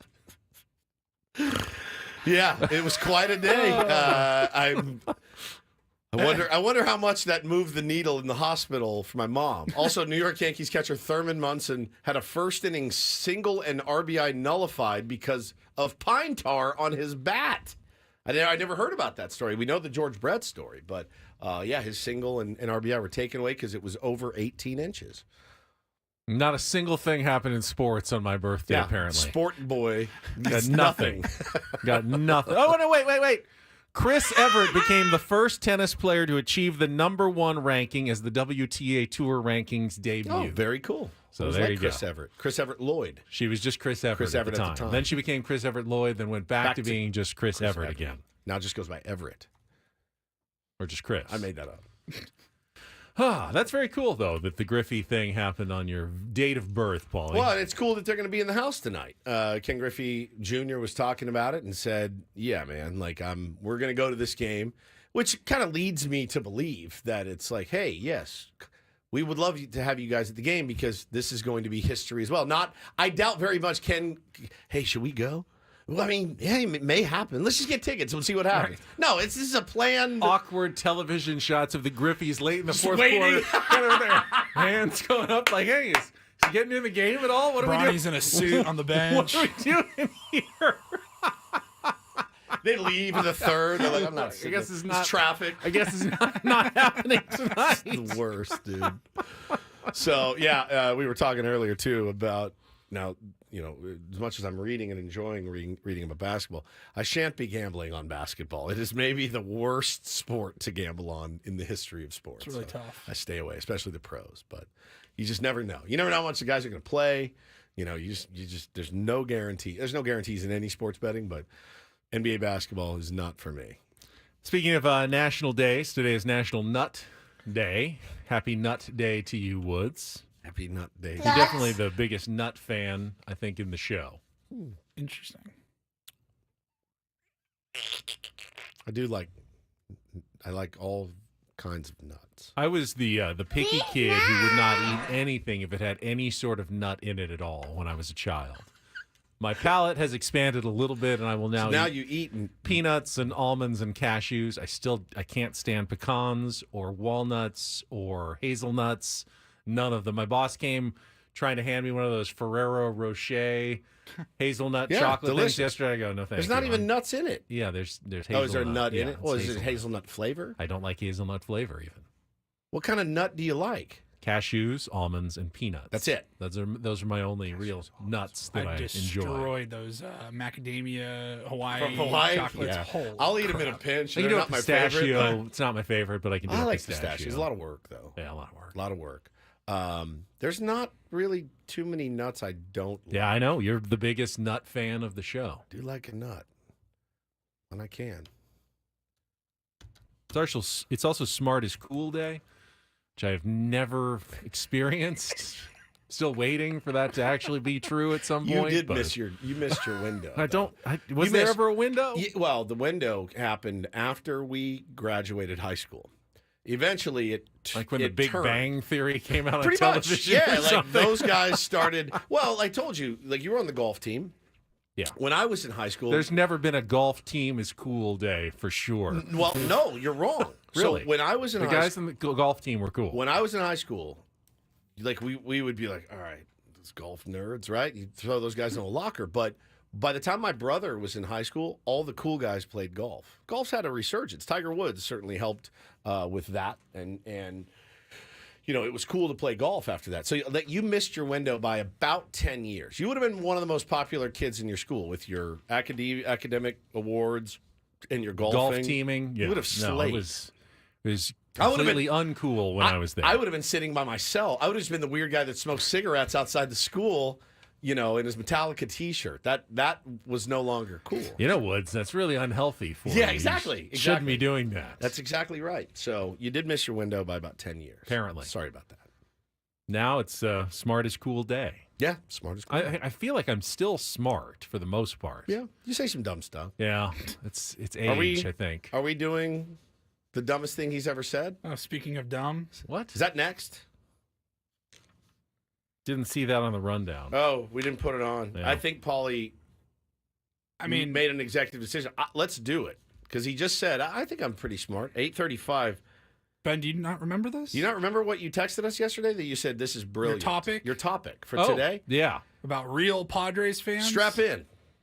Well, I mean, there's an argument to be made. There's not. There is zero There argument. is an argument to be made for it. Like, I wanted to avoid it because it was that bad. But if this guy's just a glutton for punishment, I think he has a fetish on just getting beaten up online. Yeah. Because I know that people will give me a hard time over this suggestion. I'm not even saying I'm in favor of it, but you I were think making a case. Logically you can make a case for it. You can't. It involves absolutely cannot. It involves the Padres, and it involves the Los Angeles Dodgers. This made my head hurt. And we will get to that coming up after traffic here on 97.3 The Fan. Oh.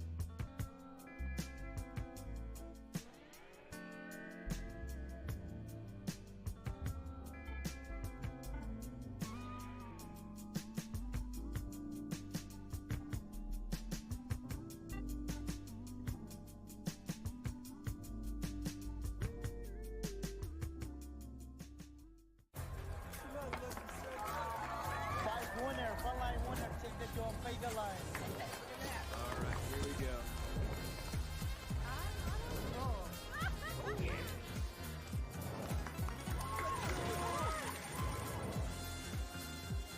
Black 17 on. That is my number. All right, hit me. Hamul Casino. Fun above all else.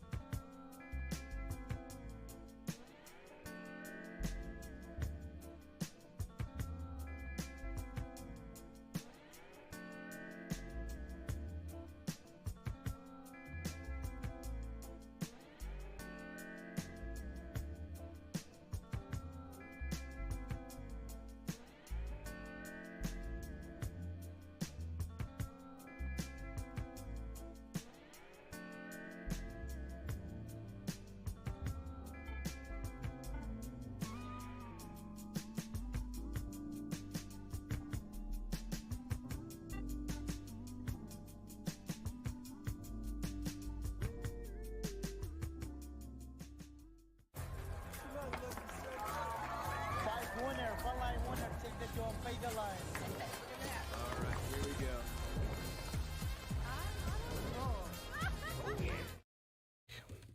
In your private life, you like somebody to put cigarette butts out on you. I and realize step- you're going to roast me. So, yeah, in a certain way, there's some masochism going on here. I feel like you're on your belly, nude, and But- somebody is walking on your back with high heels, and you're like, yeah, I'm in. This is why smart is cool day is really a fallacy. Because being smart sometimes means you have to go against the flow and against the grain of what everyone else wants to think or believe. And I brought it up, and I was having this conversation actually with my son, and then I brought it up with you guys. Did and you he guys, call you a big dummy No, too? first he started to, but then as I explained it, he said, "Well, obviously you're right, Dad, but I can't do it. I just can't do it." So smart kid. Smart clearly cool. there is a sentiment going on around San Diego, a very strong sentiment, one that I actually mostly share with everybody, that you don't want the Dodgers to win the World Series. Pretty obvious, right? You know, biggest rival. They just eliminated the Padres from the playoffs.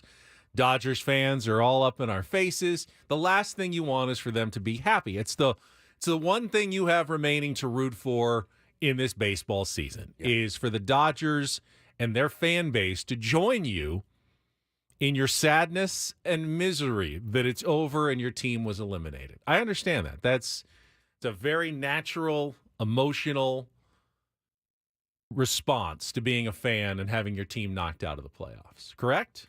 Yes. No one disagrees with that.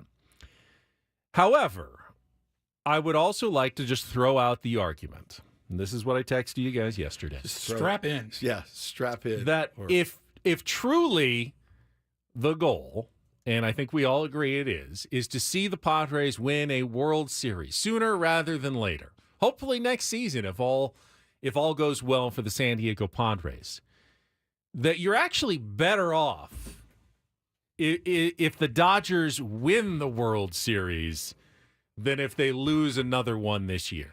And there's a number of factors and reasons for that. Fire away. Well, first of all, just winning back-to-back World Series is very hard to do. No one's done it this millennium. It's been a generation since we've had a repeat champion in the World Series. The 1998 through 2000 Yankees were the last team to win at least 2 in a row. They got 3 in a row and 4 out of 5 in that run. But since then, we've had a different World Series champion every year. So in some ways, having the Dodgers win the World Series kind of eliminates them for next year. It doesn't. But there's whatever the reason is, teams have had a real hard time repeating. It's hard to win the World Series to begin with, but I think there are some factors behind that. The first is simply the emotional letdown you get after winning a championship. You don't have that same drive to get over the hump and get it done. Once you've won one of the hardest, every athlete will tell you one of the hardest things in sports is repeating as a champion after you've won one already. Isn't it human nature to lose just a little bit of that drive and get a little complacent once you've gotten to the top of the mountain? You know what's harder than, not harder, but you can't go back to back till you win one. So the fact that you would even want them to win one. I don't want them to win one. I'm just saying like you that want them to win one. If you want the Padres to have the best chance going forward. It's not the best chance. It also usually has, in terms of players and bringing them back, the better they do, the harder it is to keep winning teams together, re-signing players. The better Teoscar Hernandez does in a free agency walk year, the harder it is for them to either re-sign him or bring back. If they bring back him, then that's an opportunity cost of another player that they may not be able to sign in the offseason. You can't go after everybody. Just getting to the World Series gives you a shorter offseason to prepare for the next season. Usually, makes you a little more weary going into the next season. There are a lot of real life factors that make it very hard to repeat. There's a lot of real life factors that make it very hard to even win one, which has been the Dodgers' Achilles heel. The 60-game season notwithstanding, all the pennants, all the Western Division titles, they won the West 11 out of 12 years. Nothing to show for it.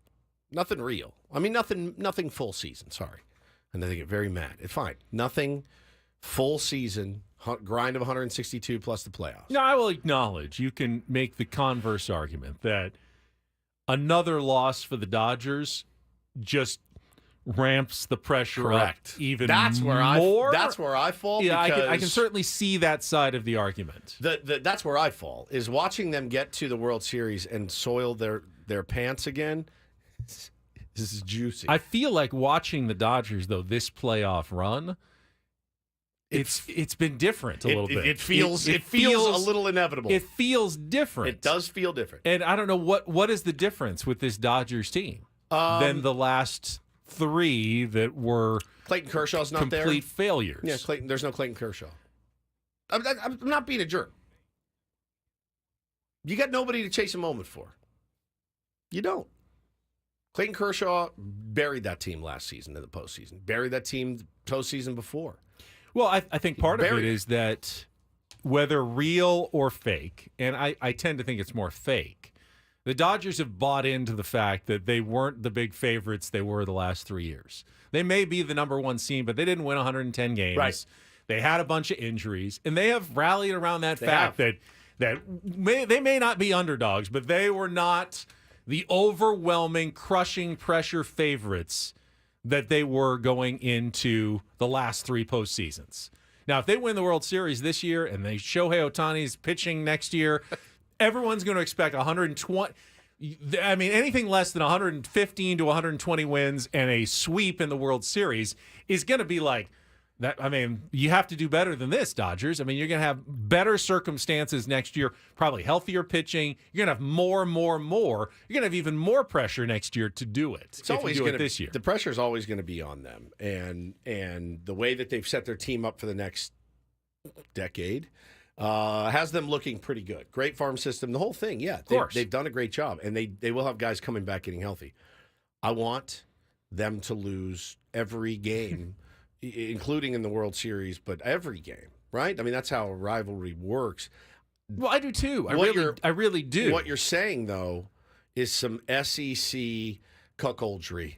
Well, it's not us. At least it better be Bama then. You know what I mean? Which I never have gotten. I'm not cheering for the Dodgers. I'm simply laying out the logical argument that for the NL West? Right. No. If they lose again, their owners are going to go, we have to win one. We spent $1 billion this year. We're going to spend $2 billion this offseason. Which is great. Chasing the championship. It's fantastic. And eventually they're going to get. I mean, at the rate they spend with the players that they put on the field, aren't they eventually going to get one? Well, the answer to that question is yes. Aren't they eventually going to get one? Here's my fear. Is it not better just get it out of the way? Here's my fear, though. I don't know. So I don't want them the thing you really don't want is them to rip off 3 in the next 4 years or 4 in the next 5 years, and you can't do that until you win the first one. And like you said, if they lose to the Yankees this year, buddy, the pressure next year on, right? The pressure's always on them. They know that, and the way that they've spent, we're smarter. We spend more. We get our guys to defer 95% of their contracts. I mean, it's nauseating. It really is nauseating. There's no way I could ever look at it and say, yeah, and I know you're not making the argument of, oh, well, at least we got beat by the best, or it's good for the NL West, it makes us stronger. Not making that argument. No, it's the fact that they will be harder to repeat. I think if they win that first one, I don't think it's going to be hard for them to repeat at all. I really don't. I feel like that first one breaks the dam on about 4 in the next 5, which will put me in my grave by 60. Whether they sweep the Yankees or get bodied in 4 games by the Yankees, the Dodgers will be in the top. They'll be there next favorites year. Yep, 100%. To win the 2025 World Series. Of course, in reality, I'm going to be cheering really hard against the Dodgers because I am an emotional creature just like the rest of you. And Benny, they're only going to get better and healthier and spend more money regardless. Yeah. So what I'm really doing is just throwing in a pre-rationalization just in case they win as to why this could still be a good thing going forward for the Padres. When we come back, I'll tell you how you should have done it. All right? Coming back, I'll tell you how you should have done this and pitched this to the audience. And I will also put a lit cigarette out on your arm. I was trying to come up with some logic. He requested this. We also will, I teased it earlier. According to A.J. Preller, if you read between the lines, the player on whom the next season and maybe the next few years kind of relies on for the San Diego Padres going forward. We'll have that audio for you from A.J. coming up with Ben and Woods on San Diego's #1 sports station, 97.3 The Fan.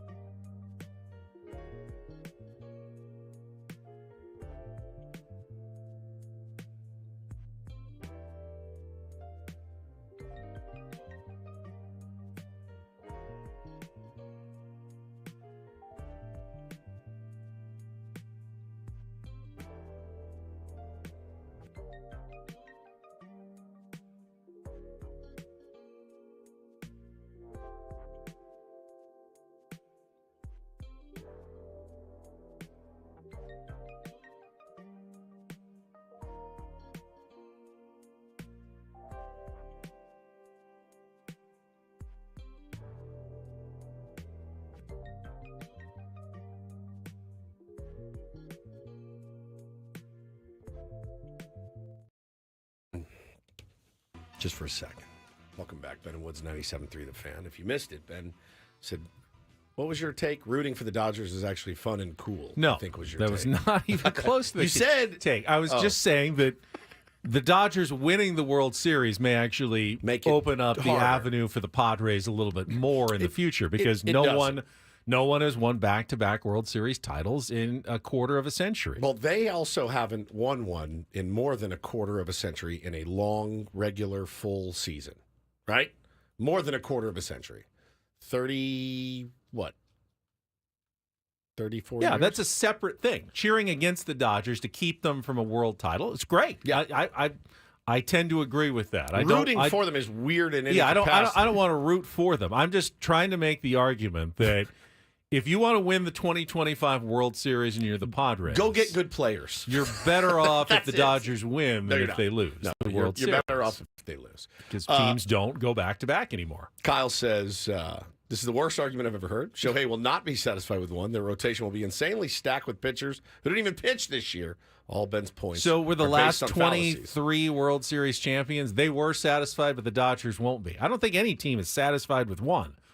Just as really, really hard to win back-to-back titles. I mean, it's hard to win one, as we know. Well, it is hard to win one, but I mean, you look at all those teams that have won one. Didn't you think that one of them would have probably gone back-to-back? A lot of really good teams over the last 24 years, and none of them were able to actually back up their title. Why is that? It's weird, though, because I feel like with their resources, the Diamondbacks I called early in the season, but preseason, I said they're going to have a World Series hangover. And I think I said it about the Rangers as well. They're going to have a World Series hangover. They both kind of did. Diamondbacks were in it till the last day. Rangers had a huge one. But the Dodgers won't? I don't think they will. I think they are hangover proof. Whatever that little tonic is you put in your water and you drink before you go to bed. The Giants did the whole hangover season, then win another one. Hangover season, then win another one. But they don't have the resources or the core that the Dodgers have. I really feel like they're hangover proof. So I do feel like, I told Paulie this yesterday.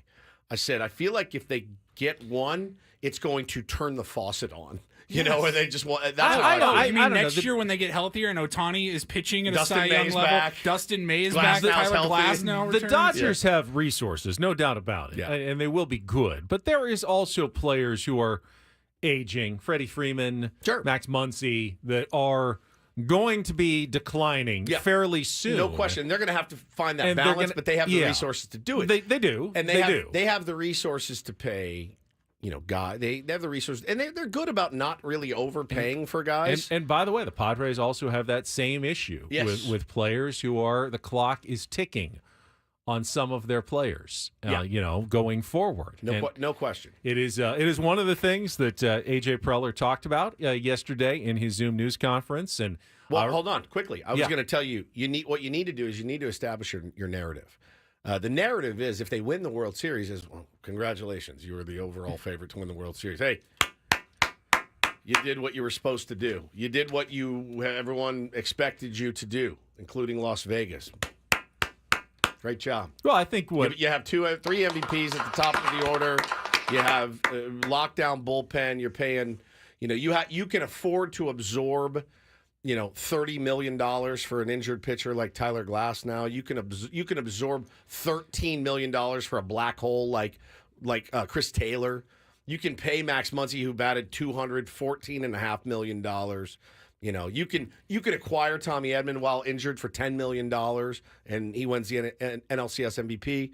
You can do all those things, but you did what everybody picked you to do, right? I think what hurts is that if they win it, you won't be able to argue that they're not a deserving champion. Correct. Yeah, they've earned it. They have earned it. Yeah. Getting to this point this year, they have 100%. earned it the way they have played this year. No doubt. So that does sting a little bit. I do think that there is something real about not winning back-to-back titles. Correct. That doesn't make it any easier for the Padres. But I feel like they're immune to that. I really do. So no hangover. You don't think there's a hangover coming next year, regardless of what happens. Like Alex says, if they want Juan Soto, he will be a Dodger. If they look at Juan Soto, he's 25 years old, and we want to put him out in left field, And, Teoscar was really good, but we'll let Teoscar walk. Maybe we caught lightning in a bottle. He's going to want a multi-year deal. He's already making $24 million. If we're going to pay $24 million for Teoscar, let's pay $35 million for Juan Soto. If they want him to be a Dodger, Ben, he will be in Dodger blue next year. Period. The end. They got money. They had the longest money in baseball. The longest money in baseball with all the money they're making off Shohei. And it's going to be hard for the Yankees not to re-sign him at this point. Yeah. They may not have the resources of the Dodgers. They may not have the stomach that the Dodgers have in terms of spending money, but after taking them to the World Series, they also have a fan base that is going to be really mad if they let Juan Soto get away. And we always talk about that, and maybe it's different in New York and L.A., but here in San Diego, you did maybe get the sense that if you were able to win that World Series with Juan Soto, that I think Padre fans would have understood, well, guy's going to want $600 million. We got our chip. We're good. I mean, you see that in franchises all the time. They win the World Series, and the White Sox are like, we're good. Angels won theirs years ago. You get your chip. I think even myself, after experiencing the parade and the booze, and we're having a great time, and we're doing extra shows, and we're on all the time having a ball, reveling in it, if they go, hey, we're actually going to need to, hey, Padres fans, we're actually going to need to trade some of these guys. I don't know how bad the uproar would be as opposed to New York and L.A. Different. Don't you agree? Well, you all be honest with yourselves. We win the World Series with Soto in 23. And they're like, hey, we got to get rid of Soto. We're like, all right. Yeah. I'm still drunk from the World Series parade. You do whatever you want. It you got still sucks, but you're like, at least we got one. 100%. Yeah, you're like, this sucks. But, man, this feels pretty good, as you wave your ring around. Feels really good. Flags fly forever. Flags fly forever. That's what they say. But I just don't think that's the case in New York and L.A. So that bidding war, and like I said, if they want to get him, they will get him. Imagine him. I'd rather not. I'd rather not. They didn't have a team like the Washington Nationals that let their superstar get away. Yes, and then they won the World Series. Sometimes baseball makes no sense at all. That could have been us this year. That could have been us, man. Could have been. That narrative was shaping up pretty nicely. We decided to not hit for 24 innings, and we know how that goes. All right, we'll hear more from A.J. Preller and the player who could be key to the Padres' 2025 success. And the one thing that I actually was surprised when A.J. Preller revealed it, all coming up after traffic here on 97.3 The Fan. From the 97.3 The Fan Traffic Center, here's Kelly Danick. Traffic is sponsored by the Mini Donut Company. Got a collision out of the South Bay now, northbound side of the 805, just past Bonita. Several vehicles got into it. It's over the right shoulder, but watch out for some glass reported in the roadway. Also, a crash clearing on northbound 5 right before the 15. Accident clearing stage on South 15, just past Arrow Drive. We've also got a collision in the North County on Via Rancho Parkway at Del Dios Highway, so watch out for a little confusion there. Everyone loves when someone brings donuts to the office, but we're all too chicken to take a full one, so they end up cut into pieces. That happens somewhere? Not at our studios. The Mini Donut Company offers bite-sized, guilt-free mini donuts that are perfect for work, parties, weddings, and more. Visit getminidonuts.com and be the office hero, now open at UTC Mall. I'm Kelly Danick with Ben & Woods, San Diego's #1 sports station, 97.3 The Fan. I think these donut liners are going to kill Kelly. She just keeps talking laughing about all the way mini down. donuts. I mean, I get it. I like a mini donut too. I like any donut. But they have been available at convenience store gas stations for a very long time. Yeah, you know those rolls of the white powdered Hostess? I love those. So do I. But they're not, the size of a softball. They're really small. I just pop them in my mouth. Do you bite in? Do you just throw the whole thing in your mouth? Whole thing, yeah. Me too. Yeah, they're perfect one-biters. Yeah, it's a big road trip food. Actually, I think the Entenmann's version's better than the Hostess version. I like the Hostess better. What about, the crumb ones are also good. I don't like crumbs. No, you don't like crumbs? I don't like the crumb donuts. Really? Yeah, they're creepy to me. There's like shards of stuff in there. No, I don't mess with it, dude. I don't mess with it. I don't mess with it. You don't like the name? Like crumbs just sounds Yeah, I sound like crummy dirty. donuts. I don't like somehow. I don't like a lot of stuff in my donuts. I'm pretty basic, as you know. I don't need sprinkles or anything. It's mostly just sugar. Yeah, it is. Crumbs and sugar. I don't like the crummy donuts. Sorry. All right, though I told you yesterday I was not expecting any revelations from A.J. Preller. Really did not get any. There was one thing that did surprise me, And that was the news on Ha-Sung Kim's timetable for his recovery from his labrum surgery. I figured, yeah, he's probably going to need the offseason to recover, but for the most part was going to be wherever he signed next year would be available and ready to play early in the season. And AJ kind of indicated that not necessarily. It may be something that lingers into May, June, or even July in terms of the recovery for Ha-Sung Kim from the surgery, which puts him in a really awkward spot when it comes to his contract, whether he's going to opt in or out of his mutual option with the Padres, whether the Padres are interested in opting in or out. And then if they do, either says no, what does free agency look like for Ha-Sung Kim going to a team that may realize we may not have him for 2 to 3 months at the start of the season? How does that play out for Ha-Sung Kim? The way that he spoke on multiple occasions yesterday about Ha-Sung Kim, because he was asked the question, I think A.J. Cassavell asked him the question of who's going to play shortstop next year. What do you have in your mind right now? And he kept mentioning Ha-Sung Kim. And in my mind, I had just assumed he was as good as gone. But then you start thinking, well, there's a $7 million mutual option, and he just had labrum surgery.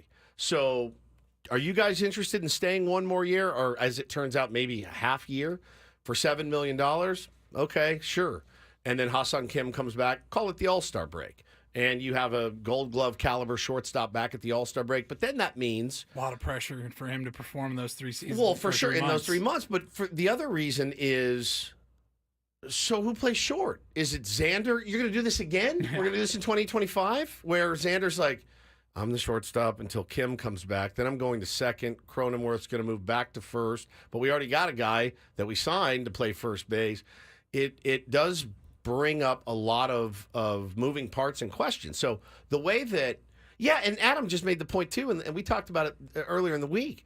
You don't hire Scott Boras to just accept an option. Right. You don't pay him to do that, but maybe you pay him to negotiate something with a team if you are just going to decline the option and go to free agency. Maybe you want Scott Boras talking to the Giants saying, this is what is going to happen. He's going to be back in May. He's going to be ready to go. That's why you hire Scott Boras, not to pick up an option. You don't even need an agent. Sure, but the injury does change the circumstances for Ha-Sung Kim. And you don't necessarily want to be going into your biggest free agency. I mean, he's not going to have a better chance to cash in than what age is he right now? 29? I mean, this is his prime. So this is your one deal. If you want to sign a multi-year deal, this is going to be it. And you're going into it as damaged merchandise. Whereas if you came back for one more season and then hit free agency after a decent year, coming back healthy, even if it's three months, you could maybe get a lot more next year. Now, a good agent's going to tell you, hey, if I think you can get more after one more season, then let's do that. Now, why would the Padres pick up a mutual option on quote-unquote damaged merchandise? Well, here's why. If they decline the option, they owe Ha-Sung Kim $2 million anyway. Bucks, yeah. So really, you're really talking about a $5 million decision. Right. For possibly, 4.5 months of what has been not just a good player, but a really well-liked player in your clubhouse, respected member of your team. For the most part, a couple of hiccups this season, but a Gold Glove defensive player, and when he's on offensively, someone who was even getting down ballot MVP votes a year ago for $5 million. I mean, that's kind of, to me, almost a no-brainer for the Padres. If he wants to come back, you pick that up and say, please, we'll pay you $5 million essentially to play as much as you can for us, and then you can go back into free agency at the end of 2025. Will Ha-Sung Kim do that? I don't know, but with that timeline, all of a sudden, I think it's much more a possibility than it would have been under any other circumstance.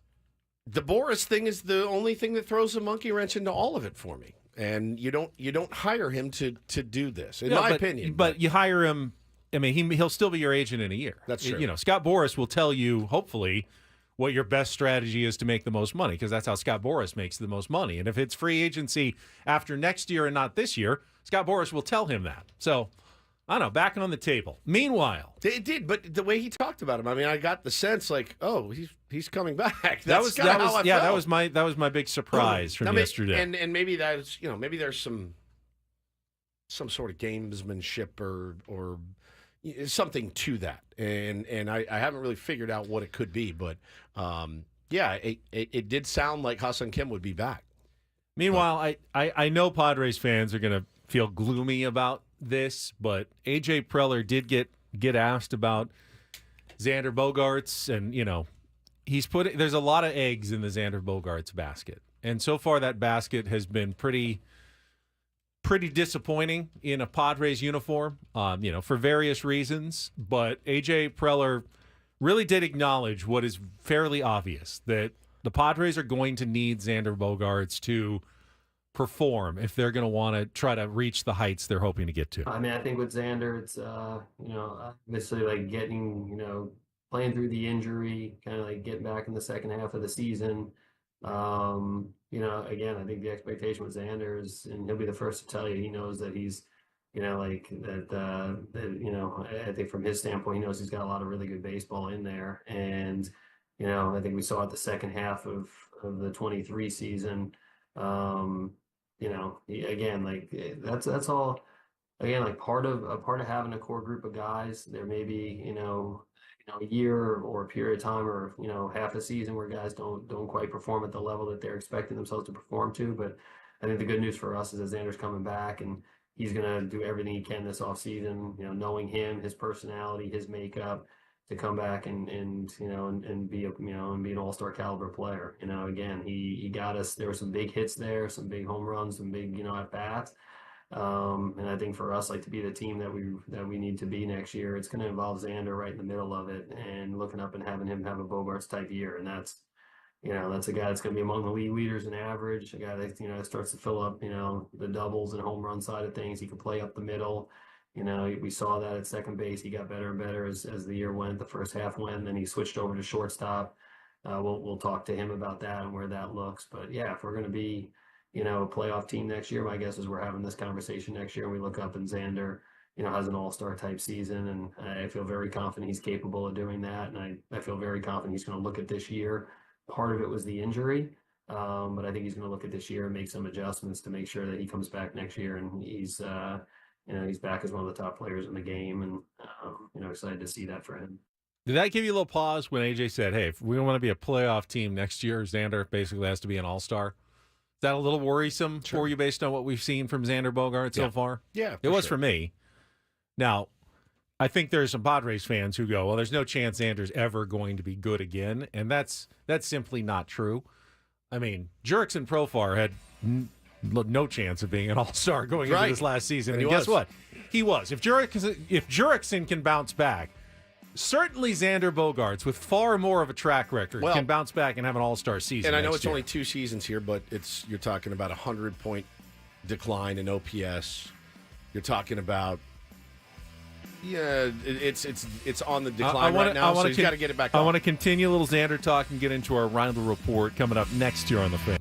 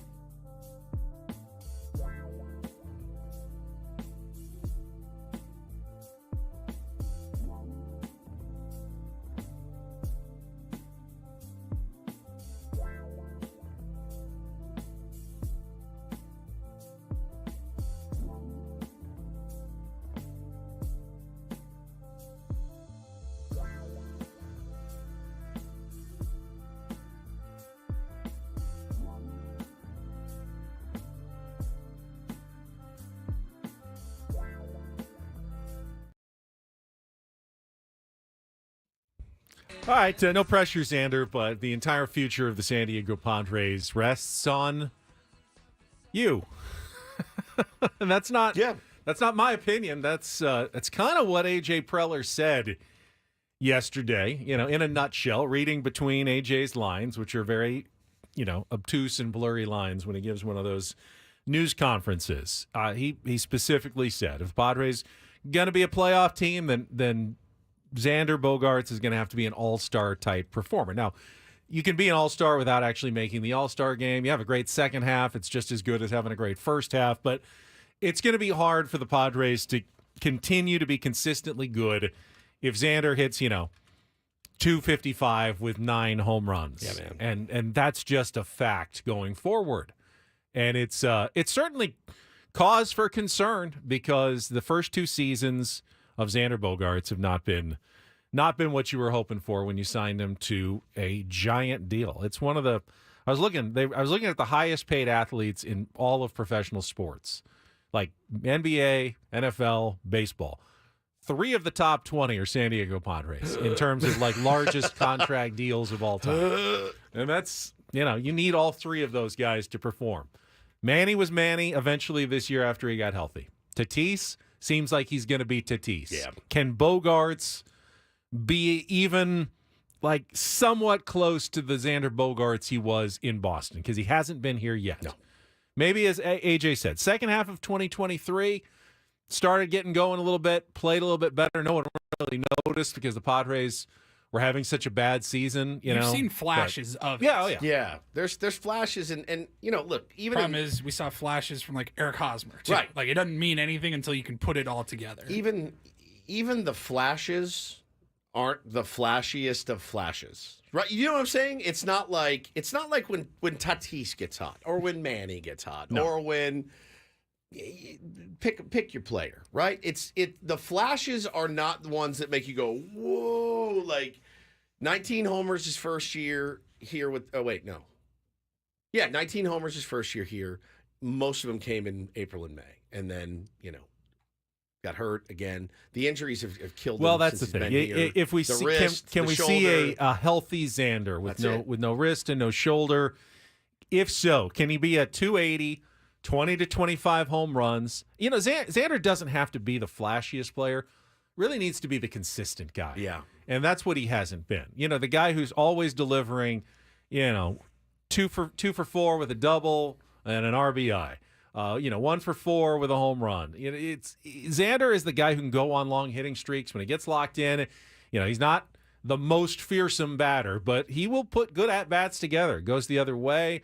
I think he handles a lot of different types of pitchers pretty well. Doesn't have a lot of holes in his swing. He just hasn't shown any flair for the spectacular since he's been in San Diego. Yeah, like I said, man, even the flashes aren't that flashy. It's not gap to gap power. It's not slug really. It's ass out flared one, which is fine. I mean, you need those knocks too, but it's not.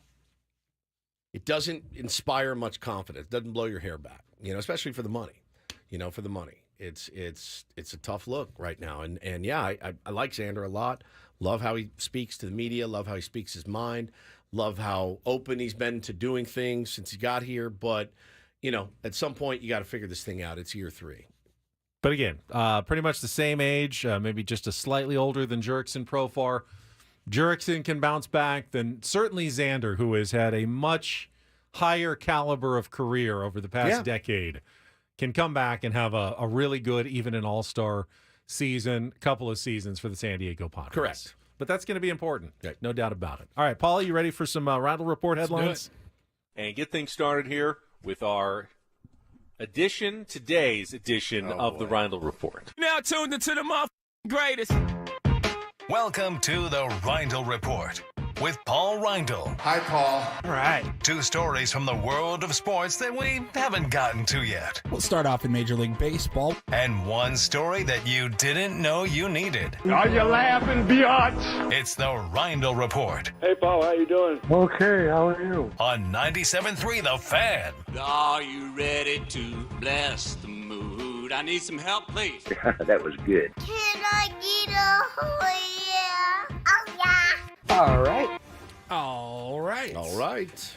Gentlemen, we will start. I got a couple of MLB topics here for you. We'll start World Series ticket sale numbers. Resale ticket prices have gone through the roof. We were talking about it before the show this morning. I know you guys got some thoughts. Right now, it is looking like if you want to just get in the door for a World Series game, starting with Friday night in Los Angeles, Game 1, you're looking at about $1,300 to get in the door. That's getting in the door, standing room. Yeah. I don't know if they have standing room at Dodger Stadium, but probably upper deck. And that sounds right. I think during the NLDS, when I was looking on the ticket apps, you can scroll ahead to the NLCS and the World Series games that have not been played yet and purchase tickets and get a refund if your team doesn't make it. Yeah. And I was looking at, they had Gallagher Square tickets for like $1,400 back a couple of weeks ago. So I'm not surprised. StubHub said that ticket sales are already surpassing last year's Rangers Diamondbacks World Series, and they are 4 times higher than what they were pacing for the 2022 World Series. All right, question for you guys. Would you rather pay for 2 nosebleed tickets to get into the World Series at, $2,600, or go to a regular season game in an entire suite catered for about the same price, bring 18 of your friends or whatever? Which experience would you rather have? Regular season? Yeah, just a regular season suite. World Series. World Series. You'd rather go nosebleed, sit in the stands in the World Series. Sure. Yeah, being in a World Series game is pretty elite. I think I'd rather watch the World Series game on television and treat myself to the suite at some point. If I'm going to spend that much for a regular number season one, game. you're not getting a suite for $2,600. I don't know what, unless you're the White Sox or something. For one game? No. No. Trust me. Yeah. Trust me. That'd be a bargain. Yeah. All right. Yeah. Unless you're in the south side of Chicago, you might be able to get one for $2,600. You ain't getting one here for $2,600. Man, there's 20 people in a suite usually, the smaller ones. Yeah. All right. And the food. So the food is not included in the ticket prices to get in. Correct. Because I was budgeting over $100 per person. But that's way more than that. More than that. Way more. Okay. Vivid Seats is one of the other ticket sale options for you. They're right around $1,350, $1,400 to get in. And that's for Game 1 in LA. If you go to Game 3, Yankee Stadium, what is that, Monday night? Yep. Next week? They're already over $1,400 just to get in. It is pretty absurd. I went to whatever it was, the last game of the series against the Braves in 1999 with my dad. In Yankee Stadium, old Yankee Stadium. Watch Clemens just pound the Braves. How did he get tickets to that game? He didn't. It's my dad. He ain't paying for it. Okay, so for business hookup or something. But there were 2 dudes that they snuck in somehow. They did not have seats. They didn't have tickets. And they're like, "Hey, can we stand here?" We're like, "Do we have a choice?" And there was 4 of us cramped into 2 seats watching that World Series game. I do not know how my dad got tickets to this game, but it was also, 1999. I don't know that they were as expensive as they are now.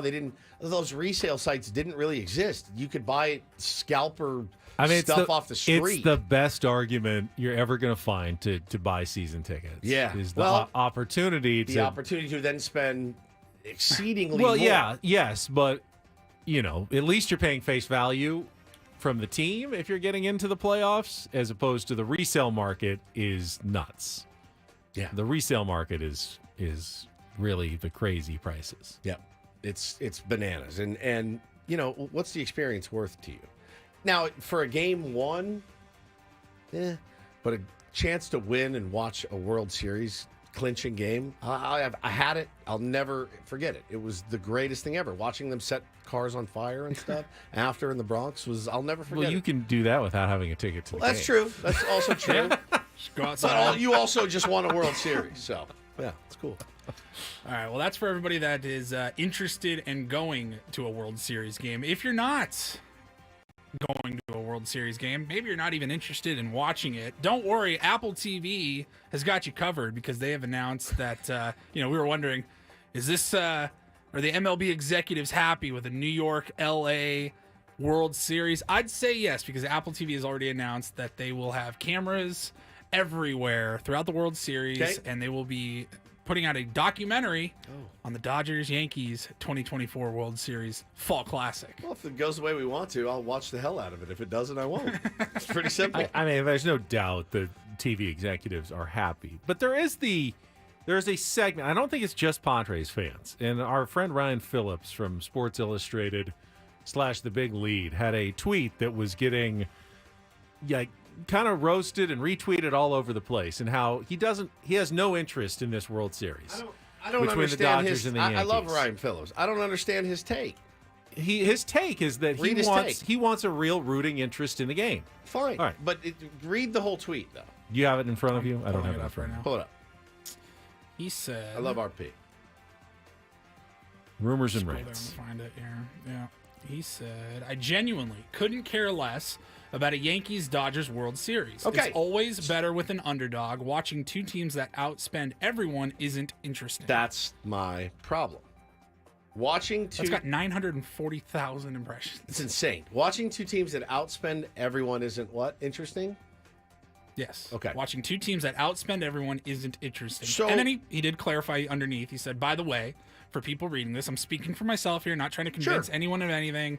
It's the kind of matchup I personally don't really care about. And that's absolutely fine. And if you had just said, for me, I have no interest, I have no rooting interest in this. You know, this is Hitler versus Stalin. You know, like I've seen that meme going around. Spending money on your team is a good thing. And that's what gets lost in translation for me. Spending money on your teams is a good thing. We need to, as baseball fans, as a collective whole, need to stop thinking that spending money is bad. Spending money is good. It's good. You know, Pirates fans, Rockies fans, those guys are... Who wants to laud their owner for... Man, hey... Come here, Ben. I noticed you bought the Padres last year. I'd like to congratulate you on some really smart business decisions that lined your pockets. No, spending money is good. But there's no doubt that the more a team spends, the more hated they are. Of course. The two most hated teams in baseball are probably the Dodgers and the Yankees. And I don't know it's because maybe of the Red Sox, but I don't know if it's because of the spending. The I think it's the Padres fan have become exponentially more hated the more they've Correct. spent the last few years. And let's not pretty direct correlation between the more you spend, the more you are hated. Let's not act like the Padres weren't spending money, and have spent money, top 5 payroll. You know, so I think. Again, let's get this out of our head that spending money on your team is a bad thing. I think the word that I would contest in Ryan's tweet is interesting. He says watching two teams that outspend everyone is interesting. You may think it isn't fun or isn't enjoyable, but it is interesting. This is a very interesting World Series. Maybe one of the most interesting World Series of my lifetime. Now that will dictate it. You know, the play on the field will dictate it. How do the games go? Will it be exciting? I don't know. If it's going to be like Mets Dodgers, it's not going to be that interesting. If it's like Guardians Yankees, it's going to be interesting. No, I think if it might not be compelling. If the games aren't close, it's not compelling. I think no matter what happens, it's already it's compelling, interesting. Well, it's definitely of interest to anyone who has any baseball, knowledge, has followed the sport. This has got to be an interesting matchup. So here's the problem. You may not like the teams, but they are interesting. Last year, everybody bitched that it was the Diamondbacks and the Rangers. Everyone bitched, and the ratings were bad. This year, it's the Dodgers and Yankees, and everyone's bitching. It was a forgetful World Series last year. We just like to bitch. Yeah. We just like to bitch. It's fine. Like, it's fine to bitch. But you can't say this is two of the premier teams in baseball going head-to-head, laden with stars. Like, this is what you dream about. And you don't have to like the Yankees. You don't have to like the Dodgers. But I think to call it uninteresting is odd. And then to crucify them for their spending is also odd. Because a lot of teams spend, a lot of teams don't make it. And spending money on your team to get good players is a good thing. Save your ire for the sport. Yeah. And Save your ire for the sport. The teams that don't spend enough. If you want you would rather have a sport like the NFL or the NBA, where all teams have to spend the same, and then it comes down to which teams are smarter and which teams do the best drafting and signing the most savvy free agents, and not simply who has the biggest bank account, which is what baseball, well, not always, but certainly it gives you a big leg up on the rest of the teams. Who has spent more money on average in the last 20 years? What two teams? Dodgers and the Yankees. How many times have they met in the postseason? 0. Correct. But you can't deny that the teams that spend the most are the ones who most frequent the postseason. No, there's always the exceptions, and sometimes, like the Diamondbacks, they even get to the World Series, right. And sometimes they even win it, like the Kansas City Royals. Yeah. But consistently, if you want to give yourself the most chances to win a World Series, you have to spend money. Yeah, you have to. Yeah, I like when an owner makes money and says, I'm going to put this back into the team. I always have. Carlos says, why don't other teams spend like the Yankees, Mets, Dodgers? I don't know. They don't make nearly as much money as the Yankees, Mets, and Dodgers do. But some of them are worth as much, or if not more. The Dodgers get a check from I get it. Time Their Warner TV for deal. $300+ million every Crazy. year. That's all. That's The 5 Padres payrolls get for like the Tigers. 0. So Right. they can spend $300 million before they've even started where the Padres start. Sure. Essentially, it's not a level playing field. It is not. There's no question. But then Now, by your logic, they should win it every single year. Can the owner afford it? Yeah, they probably should. Yeah. They or the Yankees should. But the logic is that they should win it every year. Right? But they don't. That's why baseball's such a great sport. That's right. You can't always spend your way to a title because there's so many little things. And just because it happened this year doesn't mean it's bad. Right? That's my take. Not at all. It should happen every once in a while. It should. Absolutely should.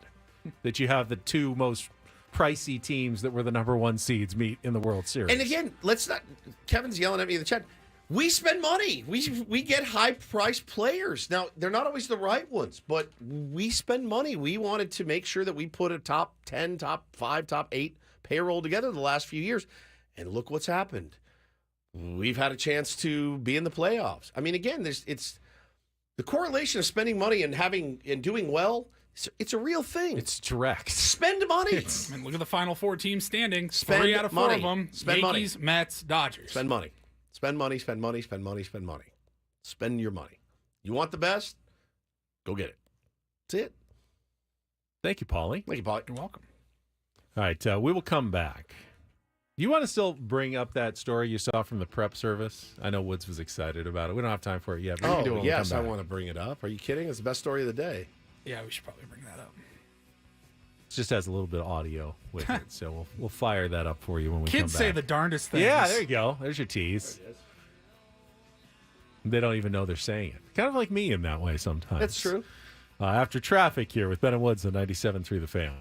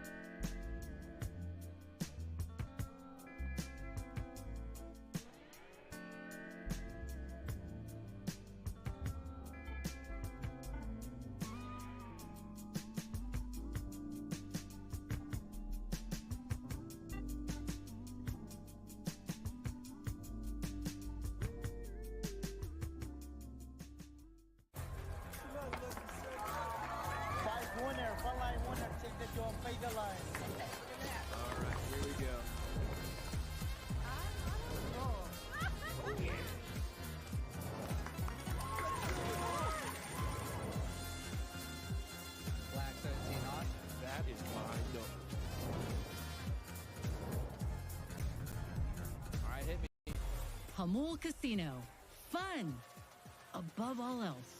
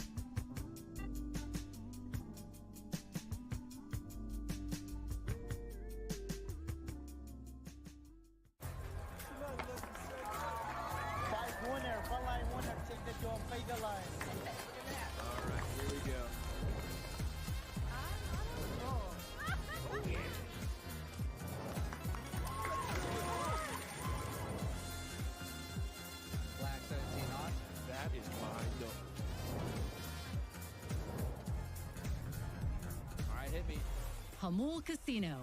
Fun.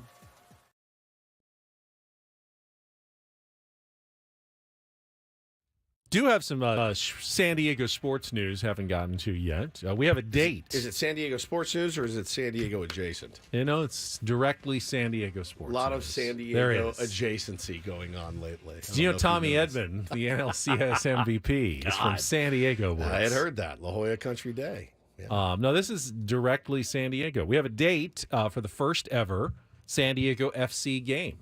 They haven't released the whole MLS schedule for 2025, but we do know that March 1st at Snapdragon Stadium will be the very first MLS game in San Diego history when they host St. Louis City SC.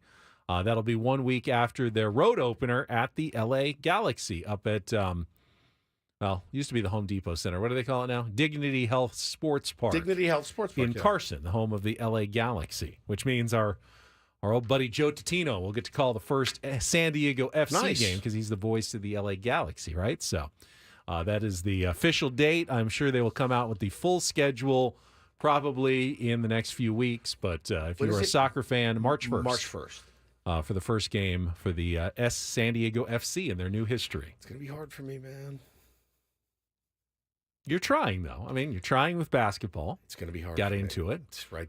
Wait until you read all the MLS previews next year of which teams are going to be good, and you really have to dive into it for our in-depth look at the MLS season in 2025. You're going to have to do some more work. It's during baseball season. Well, it's in spring training. Fair. At least the preview section will be in spring training. Yeah. All right. That is weird, though. Before the Padres play their next game, we will have a whole new team in San Diego. Yeah. San Diego FC will be officially underway. I'm looking forward to it. All right. Kids say the darndest things. Is that what this falls into that category, Paulie? Yeah, I'd say so. I was perusing the old prep service. Longtime listeners will remember the pandemic. We had a whole segment every day. What does the prep service have? It's a paid subscription service that every radio show in America usually uses. Love the prep service. You'll hear the same stories on all your favorite stations throughout the day. Throughout the day. And all making it sound like they unearthed found it. this, Yes. Have you heard this about unique story just for you. The power of radio, my friend. Exactly. And it was my favorite thing ever when we made it very clear. Hey, we did not find this. We did not organically come up with this idea. And then people would message us later and be like, I just heard the exact same story verbatim on another show. But as I was looking around, I saw a TikTok that was going viral of a mother filming her young boy. He's in pajamas, and it's a little show and tell, right? Kids get a new toy or they find something cool. They got to do a little show and tell with their parents and show them what they got. And so this kid, he got it's like a toy, a plastic toy ring that goes on your finger, and it's got a small croc on it. And like the shoe. Yeah, like the sandal, the clog, whatever you want to call it, the Crocs. And it's a little ring. Like a championship ring, but instead of big diamonds and gold, it's got a croc shoe. Croc on it. And, I guess, I don't know what else you would call that other than... It's a croc ring. A croc ring. Yeah, croc ring. Yeah. Yeah. A croc ring. Yes. Yeah. That's for your finger, huh? Yeah. Yeah. Yep. And that's the only place. It's got a croc ring. He's got a croc ring on it. Cute little kid, dude. Real cute little kid. Croc ring. So when we were little, we didn't have social media videos of us growing up. No, that kid at some point is going to be the croc ring kid. An adult. Yeah. Will be the croc ring kid. It's amazing. We got to be getting close to, if they don't already have, some documentaries on, kids that were famous on YouTube or something when they were young children. I'd love to see what are they up to now? Like the Charlie Bit My Finger kids, what are they doing? Are they living off Charlie Bit My Finger money? Oh, yeah, they are. The 250 million views they got on YouTube or something? I think they are. Because all those kids from those early, you remember the mid to late 2000s Vines, videos, Vines that went viral. Those kids are all older now. It is troubling sometimes, though, how one picture on social media can all of a sudden explode virally. Yes. And when they're just making fun of a person's appearance. There was one this weekend of a kid with the hair. College football game who had 80s TV mom hair is all I can really describe it as. He was a Texas fan. Yeah. And they went, they panned to the sad in the crowd, students, which is such a... Oh, they love to do that. It's a good bit. But then somebody sees it and it goes Find somebody in the band viral. crying or something because their team lost. But then they found the kid.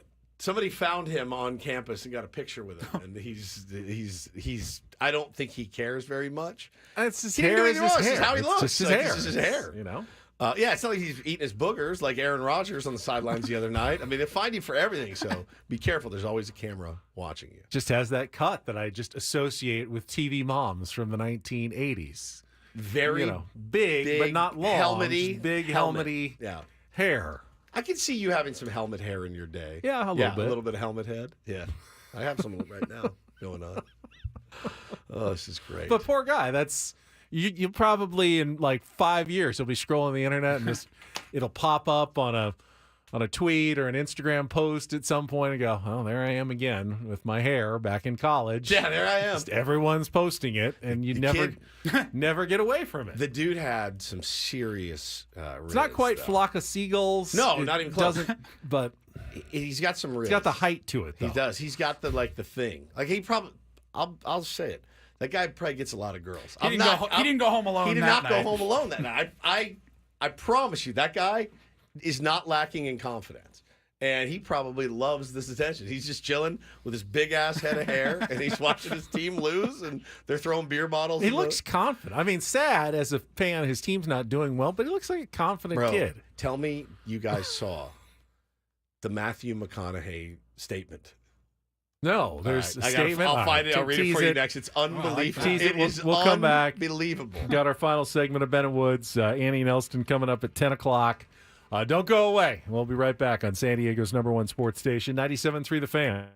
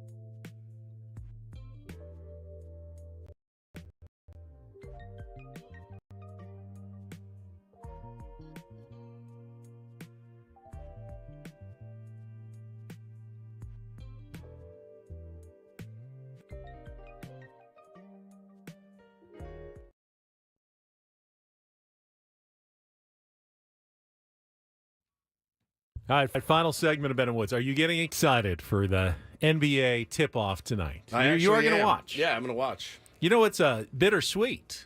The very last season opener for the TNT crew inside the NBA. Oh, that's right. Last year. All right, what time's that start? Ernie. And so 4:30 is the first game, so they're usually on like an hour before, 3:30 or so. All right. And then between games and after the games. That's a long night because they have doubleheaders usually on Tuesdays on TNT. Tuesdays and Thursdays. And Thursdays. And then when the playoffs roll around, they're on pretty much every single night. And they're on for hours, like in hours. It's a lot of content they put together. Such a great show. This is it. This is the last run. Charles and Shaq and Kenny. Was there ever any resolution on that? I know Turner was like suing, and I mean, they were trying to get the rights back. I think the NBA's lawyers have pretty much won out and made it impossible for Turner to match. So it's moving on. So the only thing that could happen is like they could all move on together somehow. Charles has kind of said, all right, maybe retirement was a little strongly worded in terms of what he's going to do. So they may find a way to get the crew back together at some point. But for all we know, this is the beginning of the last season of those guys. So appreciate it because they really are the best. They are the best. Fantastic. All right, so I saw this. We talked yesterday, and don't do this, about Texas Longhorn fans throwing beer bottles out onto the field. I wonder where they could have learned that sort of behavior. We've seen that recently. The only difference is their coach grabbed the mic, asked the fans to stop, and they did, and they cleaned it up. But notable Texas Longhorn alum / unofficial assistant coach / unofficial tight end coordinator / unofficial recruiting chief, Matthew McConaughey. All right. Was very upset. Didn't like the loss, obviously, but really didn't like the behavior from his fellow Longhorn alums. I would think maybe the Texas athletic department asked him for a favor. I doubt it. You don't think so? No, I think he does a lot. Because the SEC, if it happens again, his own volition. If it happens again, the SEC can like shut down alcohol sales at Texas games. I mean, how much money do you lose if you can't sell alcohol at your sporting events? They got 100,000 people at these games. Yeah. So it's but again, I think he probably said, I'll let me go out and make a statement. Now, I'm from Texas, but I don't do a great Matthew McConaughey. So I figured I'd turn it over to our resident accent specialist, Ben Higgins. Me? Yes. I don't do accents at all. You have an Irish accent. You have many accents you've done on this show for Will years. you do this with me? Just because it'll make me feel good. It is time to bless the mood. Are you ready to bless the mood? I mean, I've got a decent ear, but it's bless the mood. Bless. Are you ready to bless the mood? All right, I'm just trying to help you out. That's your point of reference here. Bless, and read his statement. Bless. All right. Yeah, there you go. Read his statement. Longhorn Nation, and specifically our DKR student section, MOC McConaughey coming at you here. Pause. So you want to do Matthew McConaughey, not Ross Perot. All right. So that one is. I'm in the Texas ballpark at least. You're in the state. You're in the state lines. It's a big state though. But it is a big state, and Austin has a little bit different lilt. Really? Yeah, a little bit different lilt than not easy. Than old Ross Perot. All right. Here we go. First off, you were electric Saturday night when we hosted Georgia. Bravo. Let's continue to bring it.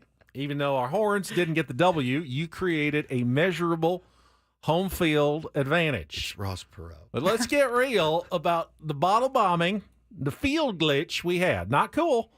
Bogey move. Yeah, that call was BS, but we're better than that. Oh, my God. Longhorn Nation knows how to show up, show out like no other, and still keep our class. So let's go forward. Let's clean that kind of BS up and leave that behind us for good. We have to shake hands on that. Next up, November 9th, when the Gators come to town. Let's make sure they feel the heat. Can't hear the play calls and burn their timeouts. But remember, nothing hits our field except that Texas fight. Till then, root hard and hook 'em. McConaughey. Just McConaughey, by the way. If I had said to you, can you read this in Ross Perot voice, it would have been one of... Lorne Michaels might have called you to come do Ross Perot. Holy crap. Your references are going over anyone like Paul's age or younger's head. I mean, Does anyone remember who Ross Perot was? Ran for president. It needs to be more like, bravo. Let's continue to bring it. Even though our horns didn't get the W, you created a measurable home field advantage. It's not cool. Bogey move. It's like that. Everything's real creepy. Think about a sexual deviant creep. Not that he is, but think about think if you were a sexual deviant creep from Texas, like me. Go ahead and read it like that would sound. I don't. I can only think of him in the Interstellar when he's like crying, Murph, don't let me go, Murph, don't let me go. Don't let me go, Murph. I like this part. So going forward, let's clean all that kind of BS up and leave that behind us for good. We got to shake hands on that. There's a smarminess to it. 100%. Till then, root hard and hook 'em. McConaughey. Hook 'em. It's so good. Hearing so good. Ben trying to do a Texas accent, it reminded me of one of my favorite Ben drops that we did not get enough play out of it.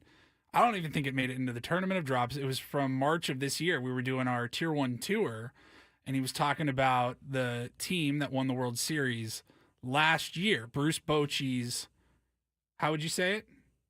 Oh. The Texas Rangers.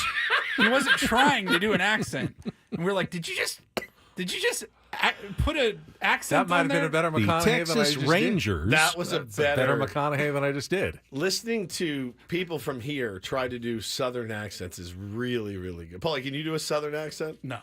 It's tough. It's the tough. Texas Rangers. Texas. That's a tough accent. Rangers.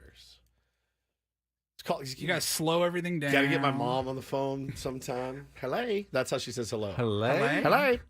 Hello. Yeah, it's this. It's just this weird.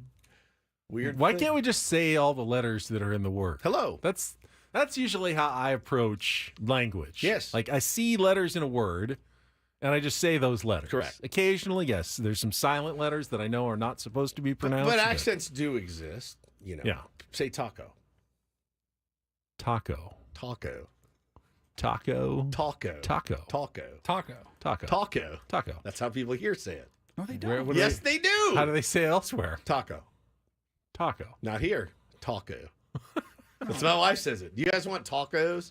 No. Yes, she does. Is I told she bro, from the San Fernando Valley? Remember the time? So I had an appointment, and I'll never forget it. I was going to an acupuncturist. I don't even remember what it was for, because why not? And I had like an hour to kill. Weird. So I go down to Jack in the Box, and I'm sitting there, and it's right by the beach. It's right in Cardiff. So it's closed now, but I was sitting there. I got some food, and I'm waiting, and these surfer kids walk in.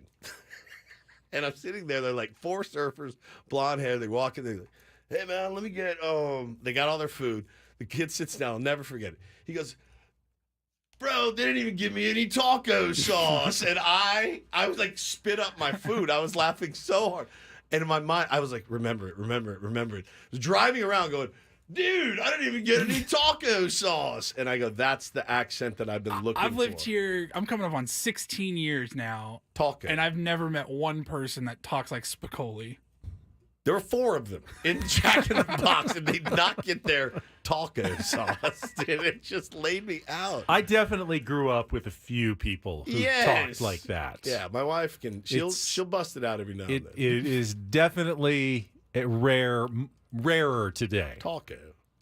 But I did hear it growing up. T-A-H-C-O. Taco. Taco. Taco. Yeah, there it is. Taco. Yeah, so that's it. All right.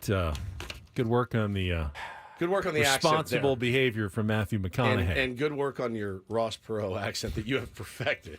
If we ever need him. Is he still alive? I don't think so. I don't think so. All right, we'll check traffic one more time and then wrap things up here on a Tuesday on Ben and Woods. It's a Taco Tuesday. From the 97.3 The Fan Traffic Center, here's Kelly Danick. Traffic is sponsored by the brand new Front Wave Arena in Oceanside. Folks have been having a tough time navigating our roads this morning, guys. We've had way too many crashes. Northbound 5 past Coronado Avenue. Accident in the clearing stage over to the right shoulder. Got another crash up ahead before 6th Avenue. Looks like this one has got the 2 right lanes blocked.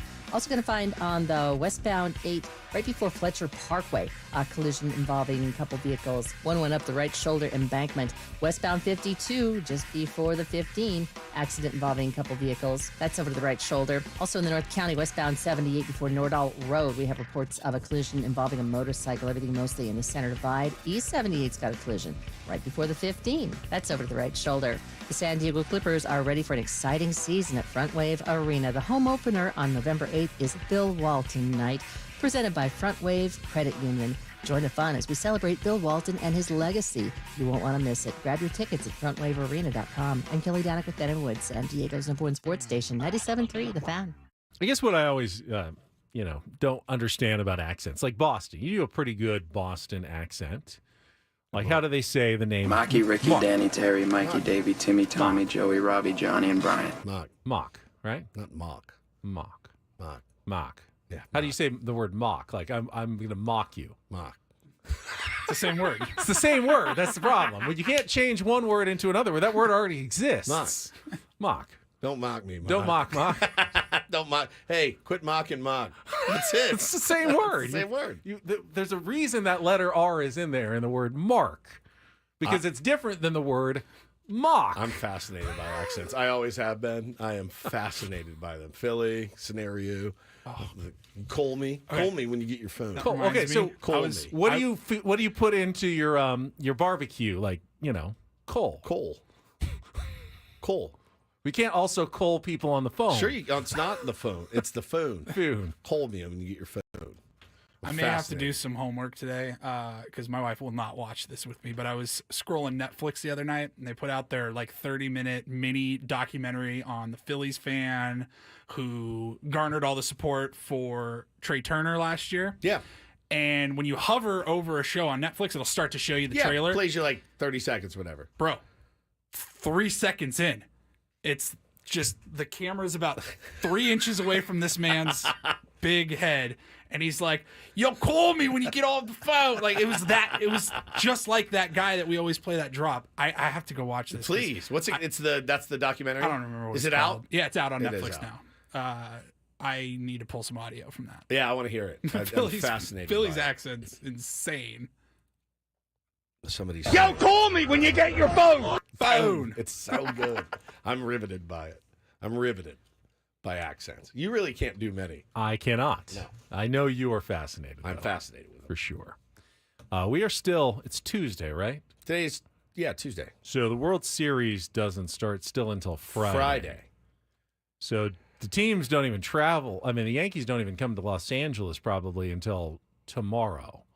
And then they'll have a workout day on Thursday, press conferences. So we got a couple of more days of just quietness before the start of the World Series. Now, this was supposed to be handled by Major League Baseball. They made a plan, like if the conferences, the league championship series wrap up in 5 games, they were going to start today, the World Series. But because the Mets and the Dodgers went that one extra game to a game 6, they went back to their original plan of starting on Friday. It's a long time to wait. So we ended up with actually the maximum amount of time possible between the league championship series and the World Series. Yeah, it's not what you want. Had it ended in one fewer game, we'd already be going today. Yeah. Had they gone 7, we'd still be maybe even wrapping up one of the series like today, and we'd only have a couple of days in between. But because one went 5 and the other went 6, we've actually been given this maximum break between the 2 series. Yeah, it's not ideal. The playoffs had such momentum. A little bit. And it was like I've been a little bit lost without it. But hey, at least we got the NBA starting tonight. Very exciting. We do. Monday Night Football last and night. I get it. With TV schedules, they can't just at the last minute decide, wait, we're going to start the World Series 2 days earlier than we thought. They have plans in place for what's going to air and when's it going to air. But it is kind of a buzzkill that we have to wait like 5 days. Yeah, it's between tough. Games. If you're a fan of one of those teams, or if you're one of those teams, now you get to sweat over.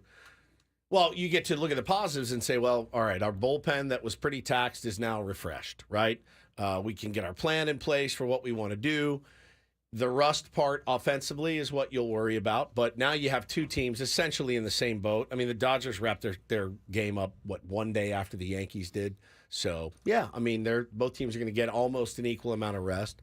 And Aaron Boone's already named Garrett Cole as his game one starter. I don't believe Dave Roberts has indicated enjoying his October of gamesmanship. Sure. And waiting as long as possible. I would suspect it'll be Yoshinobu Yamamoto. I would guess. But they have not made that official yet. Well, if Jack Flaherty's feeling better because he was sick last time, it could be Jack Flaherty. You never know. Why did they switch it around last time? He pitched really well in that first game. He did. Jack pitched really, really well. But so did Yamamoto. Yamamoto did too. Pitched really well in the last game against the Padres and in his game against the Mets as well. Well, have fun tomorrow. I'll be at Disneyland. Oh, enjoy. Are you going to call in maybe? Sure. I'll call in from the road. On your way in? Yeah. Let us know what rides are you looking forward to. We're going to start with the Star Wars world. Nice. And we're going to work our way up. Rise of the Resistance. That's right. All right, Annie and Elston coming up next. Rapali and Woods, I'm Ben. We'll talk to you tomorrow morning. Sammy Levitt's going to be in with me at 6 a.m. on The Fan.